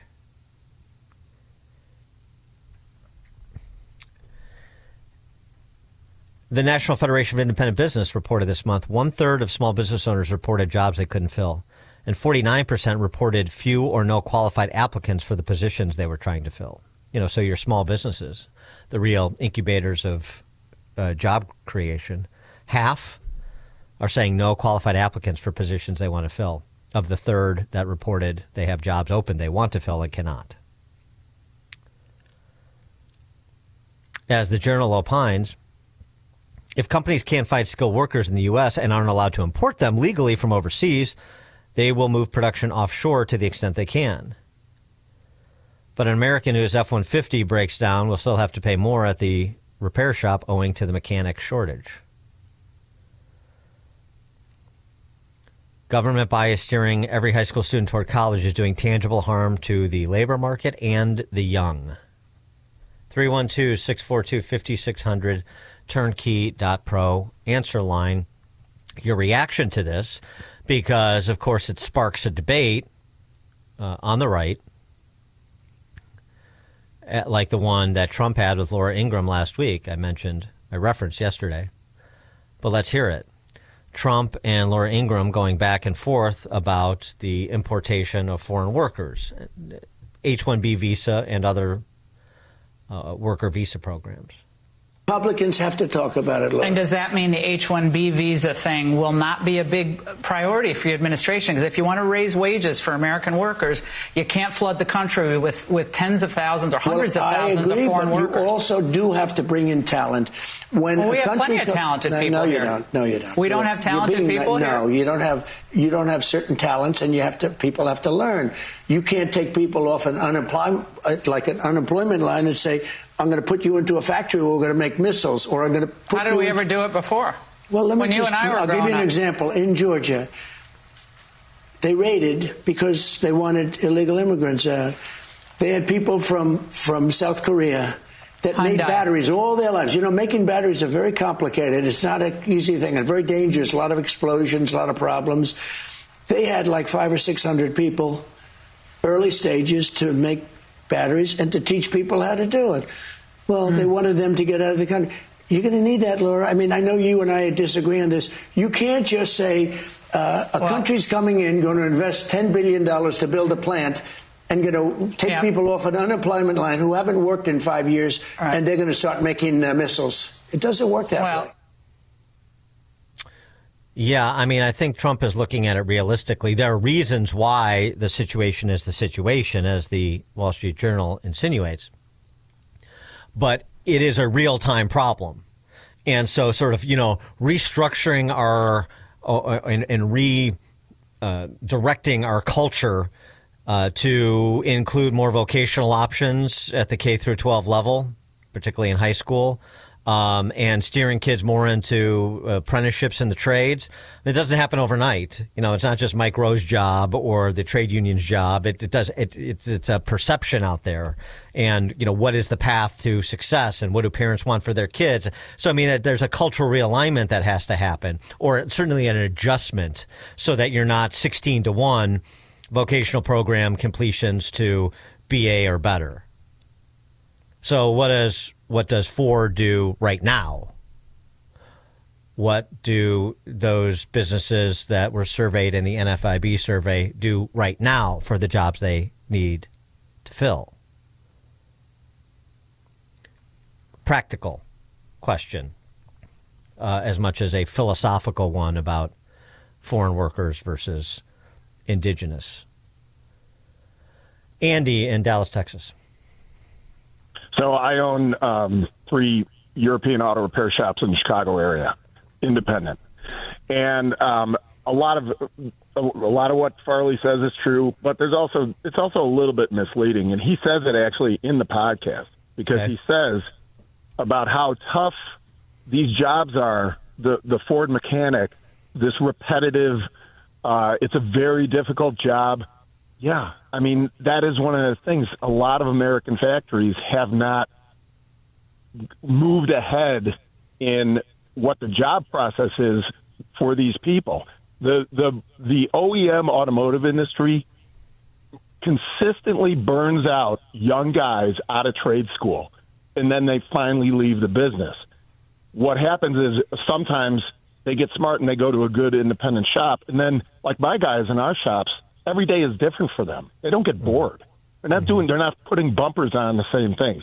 Now, the other thing is there is no really good structured apprenticeship program in this country for a lot of these kind of jobs. The private trade unions, I think they do a really good job, especially in Chicago. But for automotive, I mean, it is. We had the German American Chamber of Commerce come visit our shop a few years ago, looking to set up an apprenticeship program for their German companies in the United States, because they're like, we cannot find anybody here to do these jobs. But I'll tell you another thing. You said one thing is the young guys that we have coming in our shops to work as technicians, they don't need remedial reading and remedial math. They're very good with math. They're very good with technical. They might not be great public speakers or great writers, but they have hard skills. These are some of the smartest people I know. Mm-hmm. They're not, they have options. They're not going to be a barista at Starbucks because they have a degree that's worthless. So these are really, really high quality, very intelligent people. Well, they just need a structured program. Well, so then, what would what would your advice be to Farley? Is Ford needs to do a better structured apprenticeship program and market it, or foreign workers, or some combination of the two? Yes, because Ford has not only the funding, but they have the platform to actually set up a quality apprenticeship program. I mean, they should have done this 20 years ago, but they can do it now. And, in 3 years, they could have kids coming out of this program and make it enticing so that every kid in Hinsdale is not going to Harvard and Brown and Alabama, so that there's kids see a valid career path where they can make six figures pretty quickly without a big debt coming out of college. Yeah.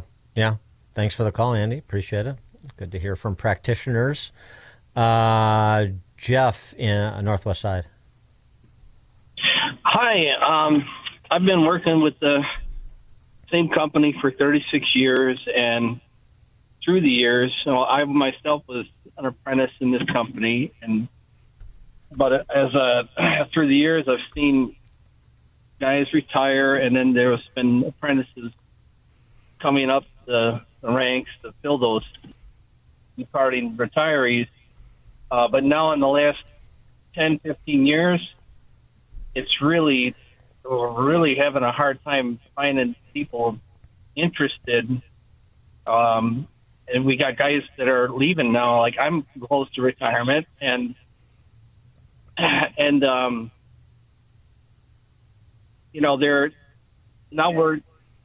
we're getting people in here that they really don't have. They say they know they have the skills. Can you run this? Can you run that? Yeah, I can do that. And then they come in there, and it's like, okay, it's evident that they can't. So does your company offer? Does it feature an apprentice program? Like, does somebody say, I want to do this, but I don't know how to do this, and this is part of how your company fills the openings it has, or is that? And I know there are, professional trade associations like Technology and Management Association that are involved in some of these apprenticeship programs as well, not just the private unions. But how does it work for your company? Well, it used to be that we would look to other departments and then promote from within. And, if we just through our interactions through the day from different people in different departments, we could say, hey, you know what, this kid's pretty sharp, and I think he would work good in the tool room, and we would offer it that way and have job postings on the bulletin boards and everything, and that used to get good response, but it isn't getting good response too much anymore. So, thanks for the call, Jeff. Appreciate it. Text from 708. It's not just an apprentice program. Main problem with actual mechanics is the price of tools and lack of accountable pay. Book time is a joke and is drowning honest mechanics. Okay. A fellow mechanic can help me translate that, but I get what you're saying. If there's associated costs that are not built into, the compensation package. Okay. John in Central Illinois. Hey, Dan. Good morning. Really enjoy your show. I've got a couple comments. One is related to total agreement with the author. The amount of remediation that's necessary these days is pretty extensive, especially if you're going into, a scientific engineering or even a quasi-technical field like, machinists and so on and so forth. Comment though, I've seen kids that have gone through training programs, like for example, welding and machining. They'll do it at a private or a public university. Like for example, I've seen a lot of kids come through like College of DuPage. They do a very bad job with them placing these kids in jobs. They kind of throw them out there. I've seen a couple kids where they get a welding certification. They go to try to, perform the task. And a lot of times they're in contract jobs. So it's not secured. They're not getting the benefit. But basically these I'll call them quasi-universities, are just kind of throwing these kids to the wolves. So I don't really see the aspect of a lot of jobs being absorbed, meaning I don't see these kids getting absorbed into these jobs when there's supposed to be this great high associated demand. So I think there's a little bit of a disconnect there, and it'd be better if the schools could actually do a little bit more placement. Thanks for the call, John. I mean, it's a good point. I know that community colleges strive to have relationships with, at least some do, the good ones do, strive to have relationships with the manufacturing sector for exactly what John was describing. But, of course, it's here's conceptually what we do, and then, well, let's look at the actual performance and see how good you are at placing people, just as we've talked about universities and having, tuition be related to salary upon graduation, such that you can get money back if this is one concept. You can get money back if the college doesn't do a good enough job of preparing you and helping to place you in the field of your choosing, to make the institutions a little bit more accountable, a little bit more bottom line sensitive to the bottom line sensitivity of their graduates. And that pertains to community colleges as well. It's interesting. Anthony, Northside. Yeah, I just wanted to touch base about, the trades and all that, because I know back in the days they used to have wood shop, mechanic school, all that stuff available for these high school students to be more hands-on, have a little bit of experience, getting it from there, some interest coming from high school. But since they took that out, these schools are now pumping in, college degrees. You need this, you need that. But a lot of these kids that talk about their GPAs and their degrees are nonsensical degrees, because there's really no positions that are desired for that degree. You know what I mean? Trade schools is pretty much where it's at. And a lot of kids that graduated after my twin boys did, I was celebratory, because a lot of them, they'd ask, where are you going to college? And they'd say, well, this one and that one. A lot of these kids nowadays are more interested in the trade schools because they know the outcome of a degree is going to be nonsensical for something that they don't need. You know what I mean? Yeah, right. Yeah, totally. No, I totally know what you mean. I think that's happening more and more. In fact, there's a counter argument to this, too, about the decline, particularly among men, in college applications and what colleges are doing in response to that. We're not going to get to it today, it doesn't look like, but I do want to get to that, because I think, it's not just on the externalities are sort of across the board in the 4-year colleges and universities, as well as in the vocational programs. There are different infirmities, but the whole system needs to be, to me, reimagined. Matt, Southside. Hey, real quick, Dan, I was going to mention what you guys were already talking about as far as these universities. If you want a degree in gender studies and, sexuality in Africa, well, then you should be forced to place somebody in one of these jobs to make sure they use it. The other thing I was going to say is I understand what Trump was saying. Maybe bring people in who have experience in different trades, not too many. Bring enough in to teach our citizens, and anybody who wants to collect food stamps, they have to be a requirement to get their food stamps. They have to take trade classes. I mean, I understand the problems right now, but maybe that's what you do. Bring a few people in, have them teach, and make the rest of the people who are collecting benefits take those courses. Thanks for the call, Matt. Or at least provide a pathway. I mean, a work requirement for sure, and here's one pathway if you really want something more than a make-work job that you can, actually have a career and be independent for the rest of your life. I mean, that's certainly a pitch to make, incentives to present. Matt, the other Matt, Mount Greenwood. Hey, good morning, Dan. I'll try to be quick. I do have optimism here. These universities, these the CODs of the world. It's kind of insulting for them to have to admit that they need to teach vocations. And that's one thing. They don't have the fortitude to really help place these kids. But on the flip side, one of my own sons, I have three. My youngest son graduated with honors. He opts not to go to college. He's getting into the electricians union. Three of his buddies, all over 31s on their ACTs. Guess what? They're getting into the trade. I've got my oldest son's friend. He graduated with him from Southside School on 64th and Dante. He's a mechanic for Ford now, making $52 an hour after a year and a half, I believe, of vocational training for a mechanic. So it can be done. It's going to take these young guys and girls to get out and speak amongst themselves to really push this initiative. And I'll tell you this: as far as the trades are concerned, I was explaining to my youngest son the delta between a first-year college student and a first-year apprentice. Take me out 6 years after the 5-year apprenticeship and the 6 years as a journeyman. The delta between what that average college student owes in student loans and their average starting salary, that kid in his first year of a journeyman will be ahead of the game over $500,000 relative to what's spent on a college and the tradesperson getting paid to go to school. Have a good day, Dan. Thanks for the call, Matt. Text from 630, Rich from the Western Burbs. I work for a rather large food shipping company. For the last 2 years, we've struggled to fill quality tractor and trailer technicians. Trades have fallen off, and we struggle to find even younger techs throughout the country nationwide. Okay, well, this is a discussion we will pick up another day, like Wednesday, tomorrow. Coming up at 8:38, we turn our attention to the latest revelations about the would-be assassin in Butler, Pennsylvania. Former FBI Special Agent Thomas Baker joins us to discuss at 8:38. Now we check the headlines.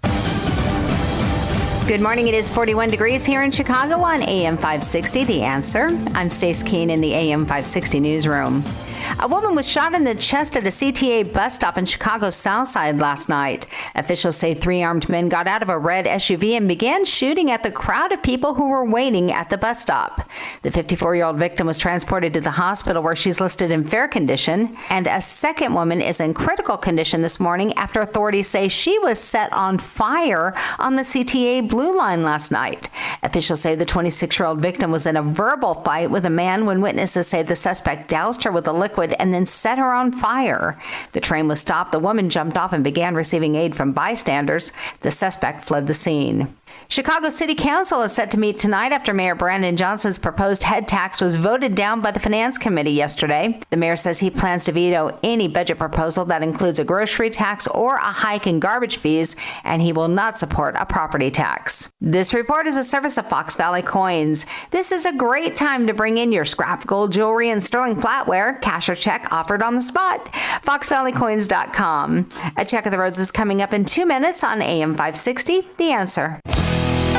Get ready for a musical journey like no other when the Trans-Siberian Orchestra returns to Chicago on December 26th on their The Ghost of Christmas Eve 2025 tour.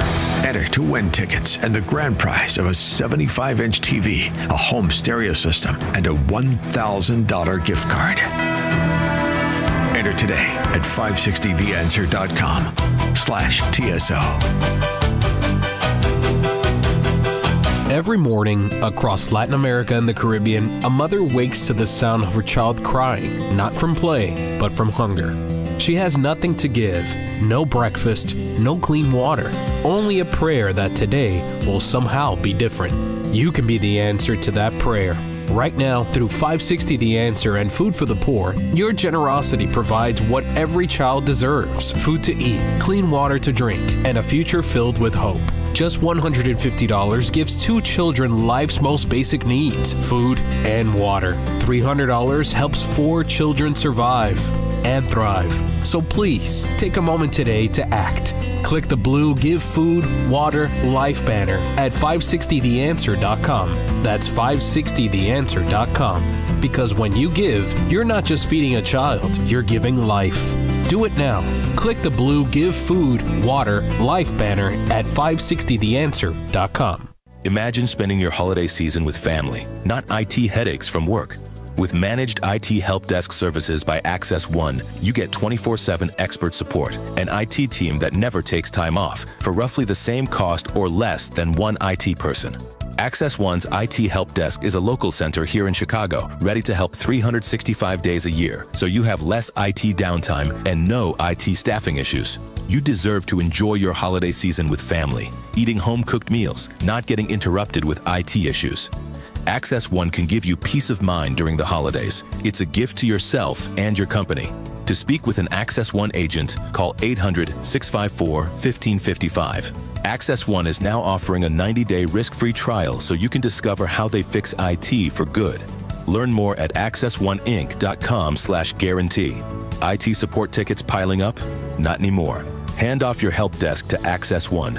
AccessOneInc.com. Dan owed an unbelievable amount of money to the IRS. I got behind on my taxes. It's a horrible feeling. He was in denial. And when I got those letters from the IRS, he wanted to act like they didn't exist. Finally, Dan turned to Optima Tax Relief, the leading tax resolution firm. A+ rated by the Better Business Bureau, they've resolved over $1 billion for their clients. Optima got me a settlement with the IRS. These people are really people-friendly. It was every bit of a new lease on life for me. The fast action and the great results made Dan's head spin. I felt like I was in a dream, but it's real, and I have paperwork to prove it. They got the job done, and life is good. For tax help you can trust, call Optima now for a free consultation. If you're worried about what's going to happen with the IRS, stop worrying. Make the call now. Call 800-965-1433. 800-965-1433. 800-965-1433.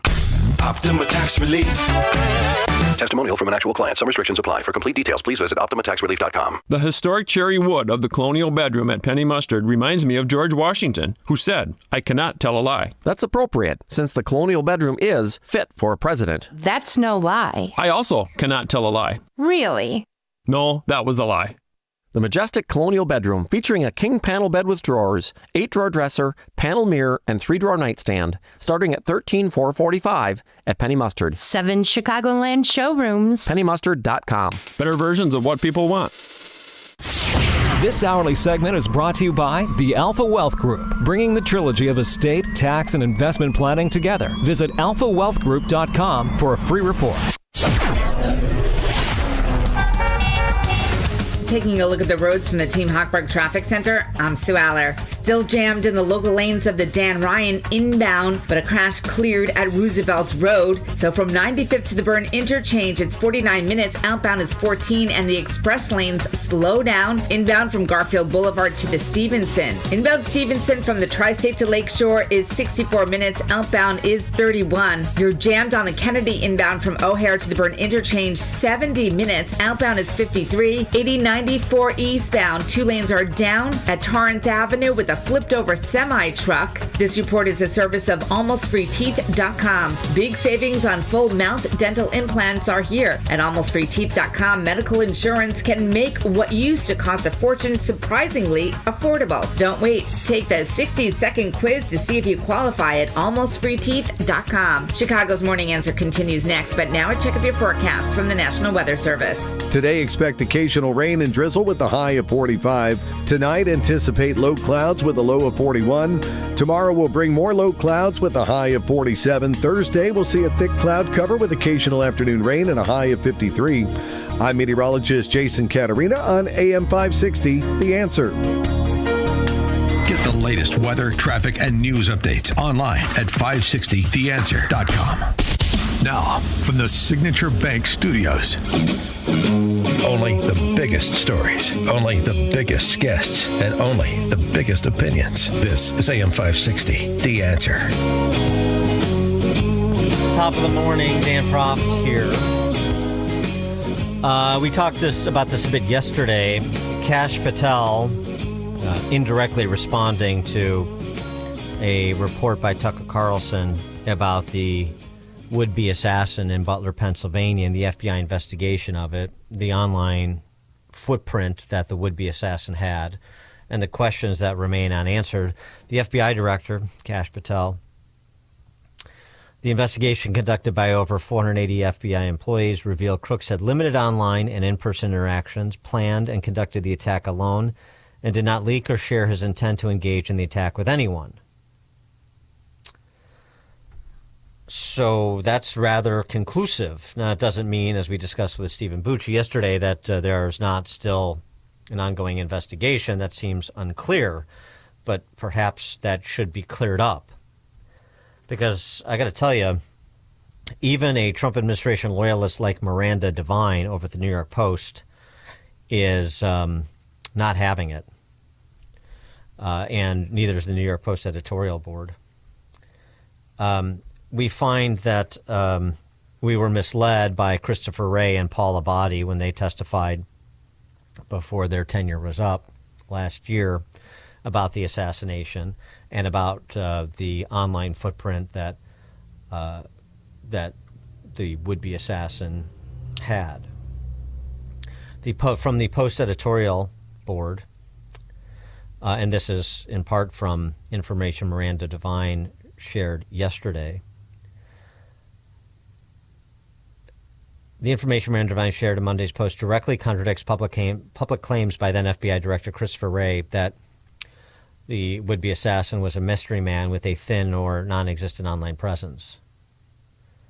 The methods used by Miranda Devine's source, starting with the phone number to track down his accounts on YouTube, Snapchat, Venmo, Zelle, GroupMe, Discord, Google Play, Quizlet, Chess.com, and Quora, can't be alien to the FBI, opines the New York Post.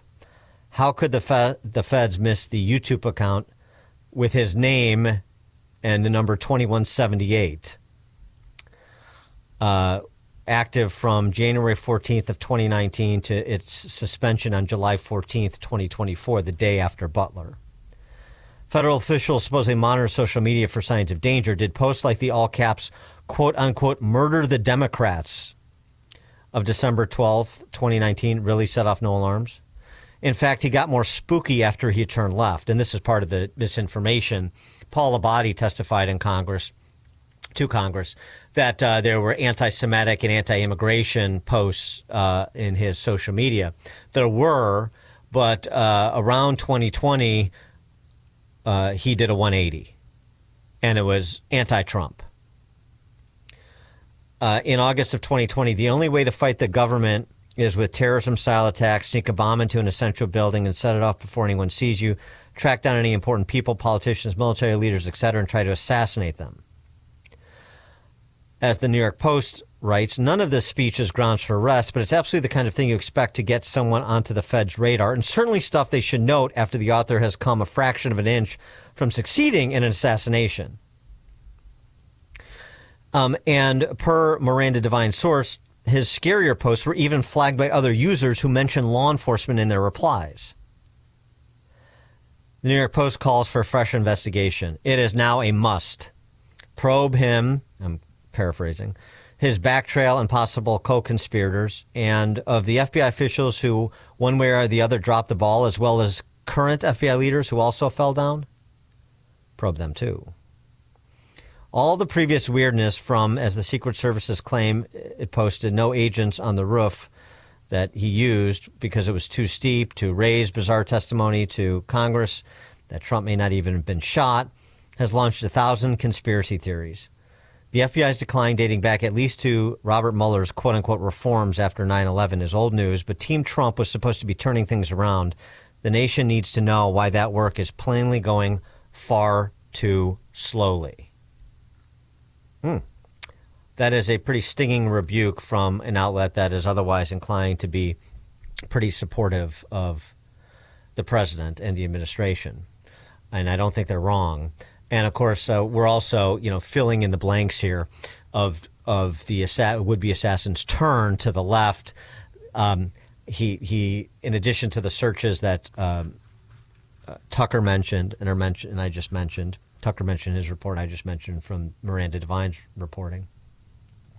He's searching for muscle mommies. I guess these are, muscular women. Maybe he had that fetish. His search history reveals and postings reveal pronoun usage that where he references himself as they, them, interest in furries. And of course, the online, some of the online chats that were included in Tucker Carlson's report with another handle that we don't have any information on. Ostensibly, the FBI knows this. You looked at this. You're just giving us the blanket. He acted alone, and he didn't disclose to anybody, and nobody knew that he was going to do this.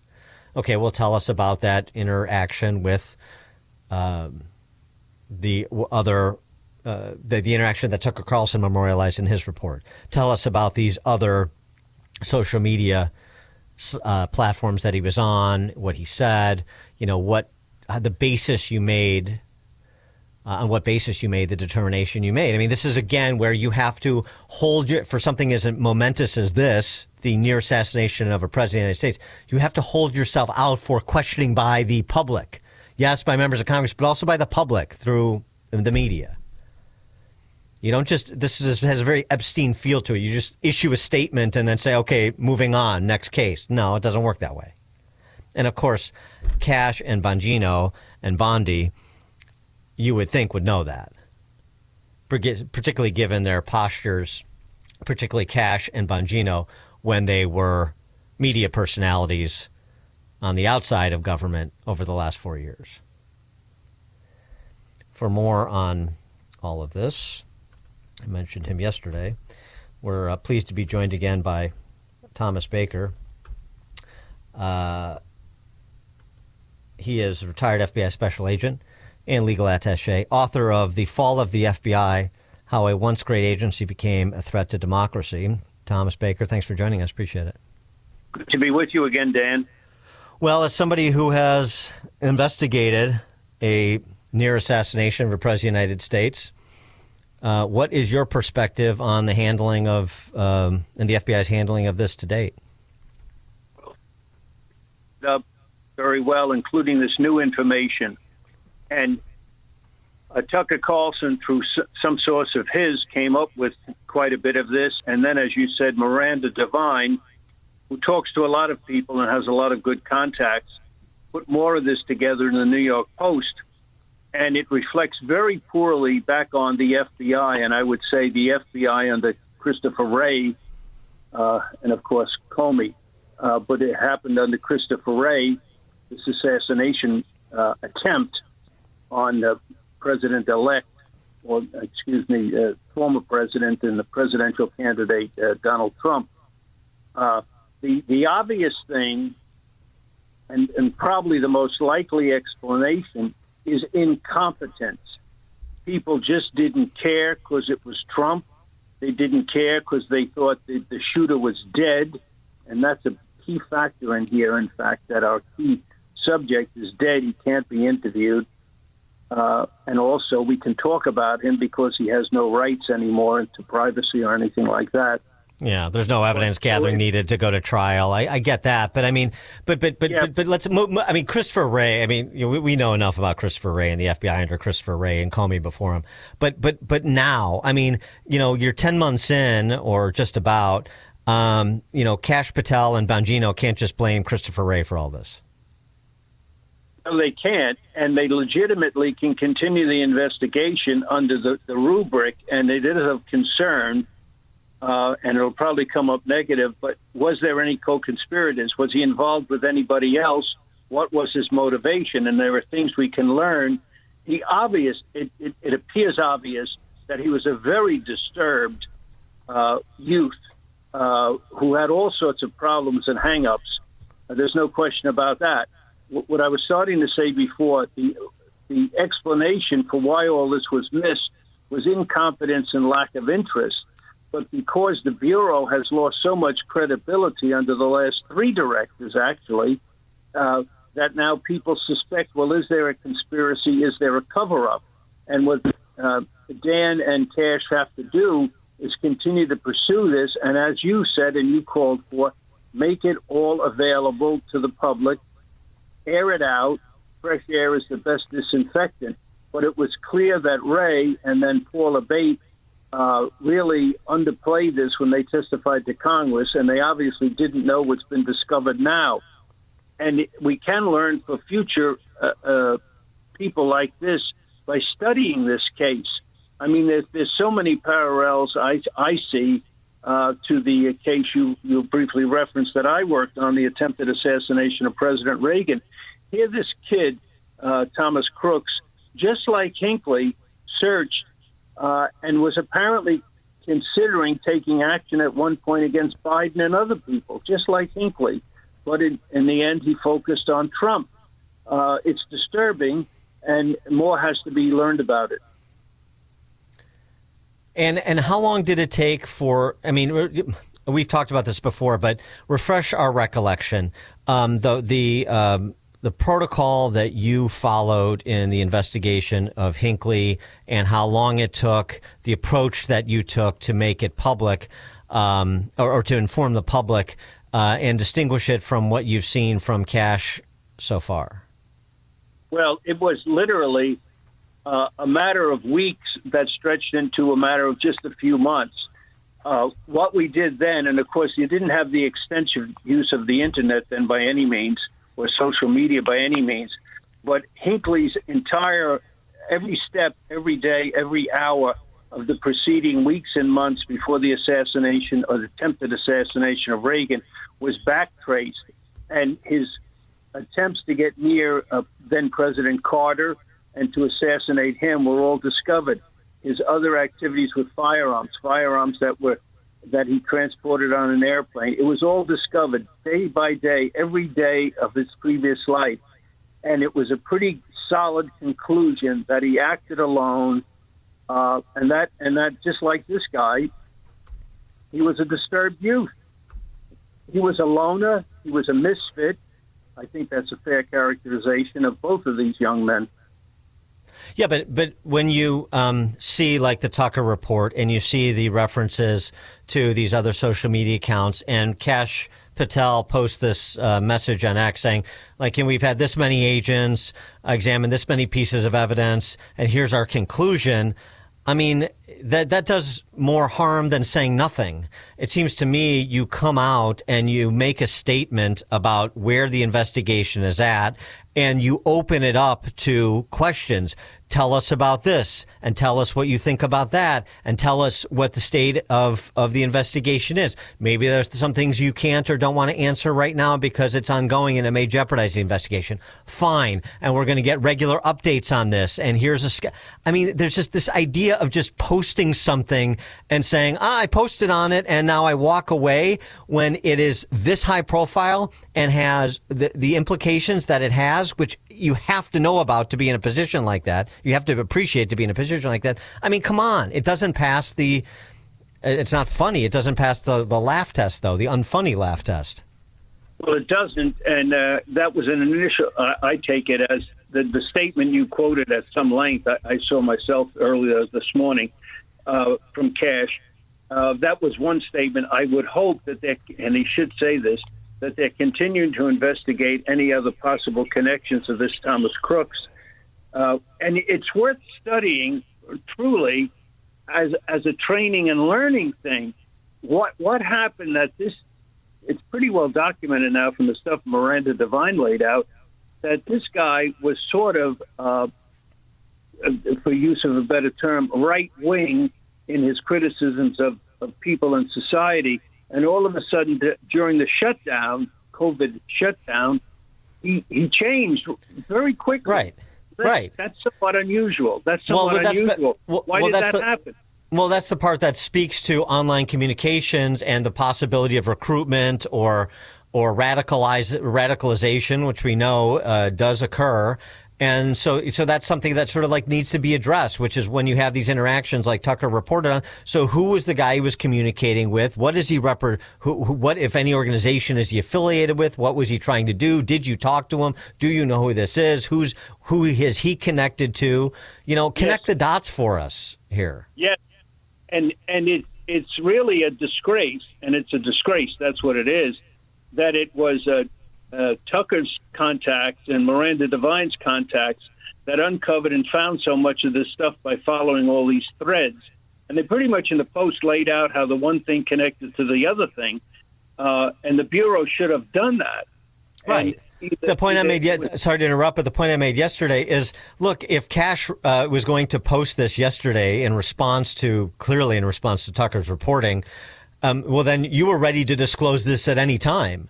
So why did it take Tucker's reporting for you to issue a statement? You should be proactively keeping the American public informed as you're moving through this investigation, particularly after, nearly a year.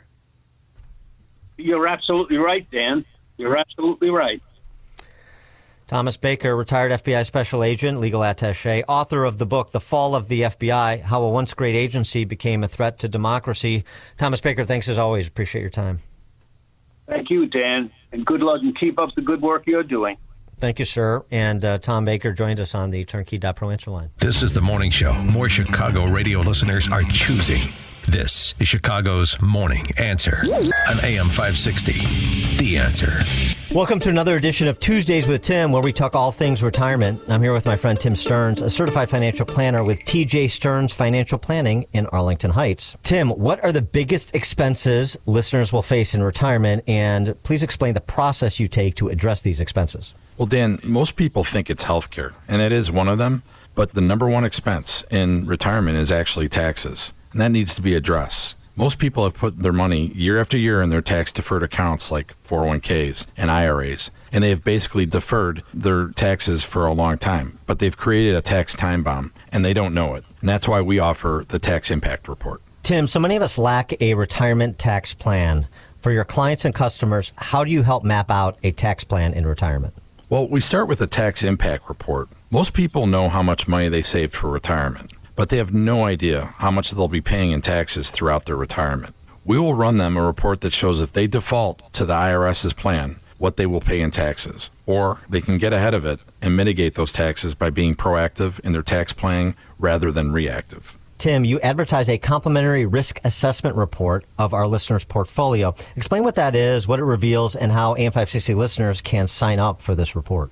Dan, we found that many of our listeners do not understand how much risk they have in their underlying portfolio. The strong stock market has made investors lackadaisical in their approach to risk in their hard-earned portfolios. We can ascertain how much risk is actually in their portfolio, and most importantly, show them tools that can help mitigate that risk. Thank you, Tim. If you're in your 50s or 60s, I want you to speak with my friend Tim Stearns. Tim will help you structure and optimize your savings to prepare for 20 to 30 years of enjoyable retirement. Call Tim today to schedule your free consultation and get your free risk report. That's 1-800-640-2256. Again, that's 800-640-2256. Tell them I sent you when you call 800-640-2256. AM 560, The Answer.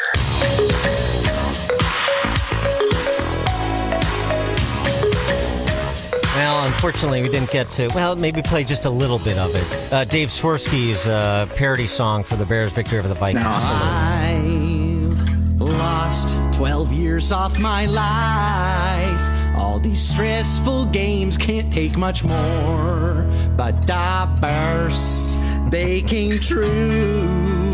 And they're now in first place, too. We'll play the whole thing tomorrow. Thank you for joining us today. It is now 9 o'clock on AM 560 WIND. The Epstein Files vote is coming today at the House. I'm Dave Anthony, Fox News.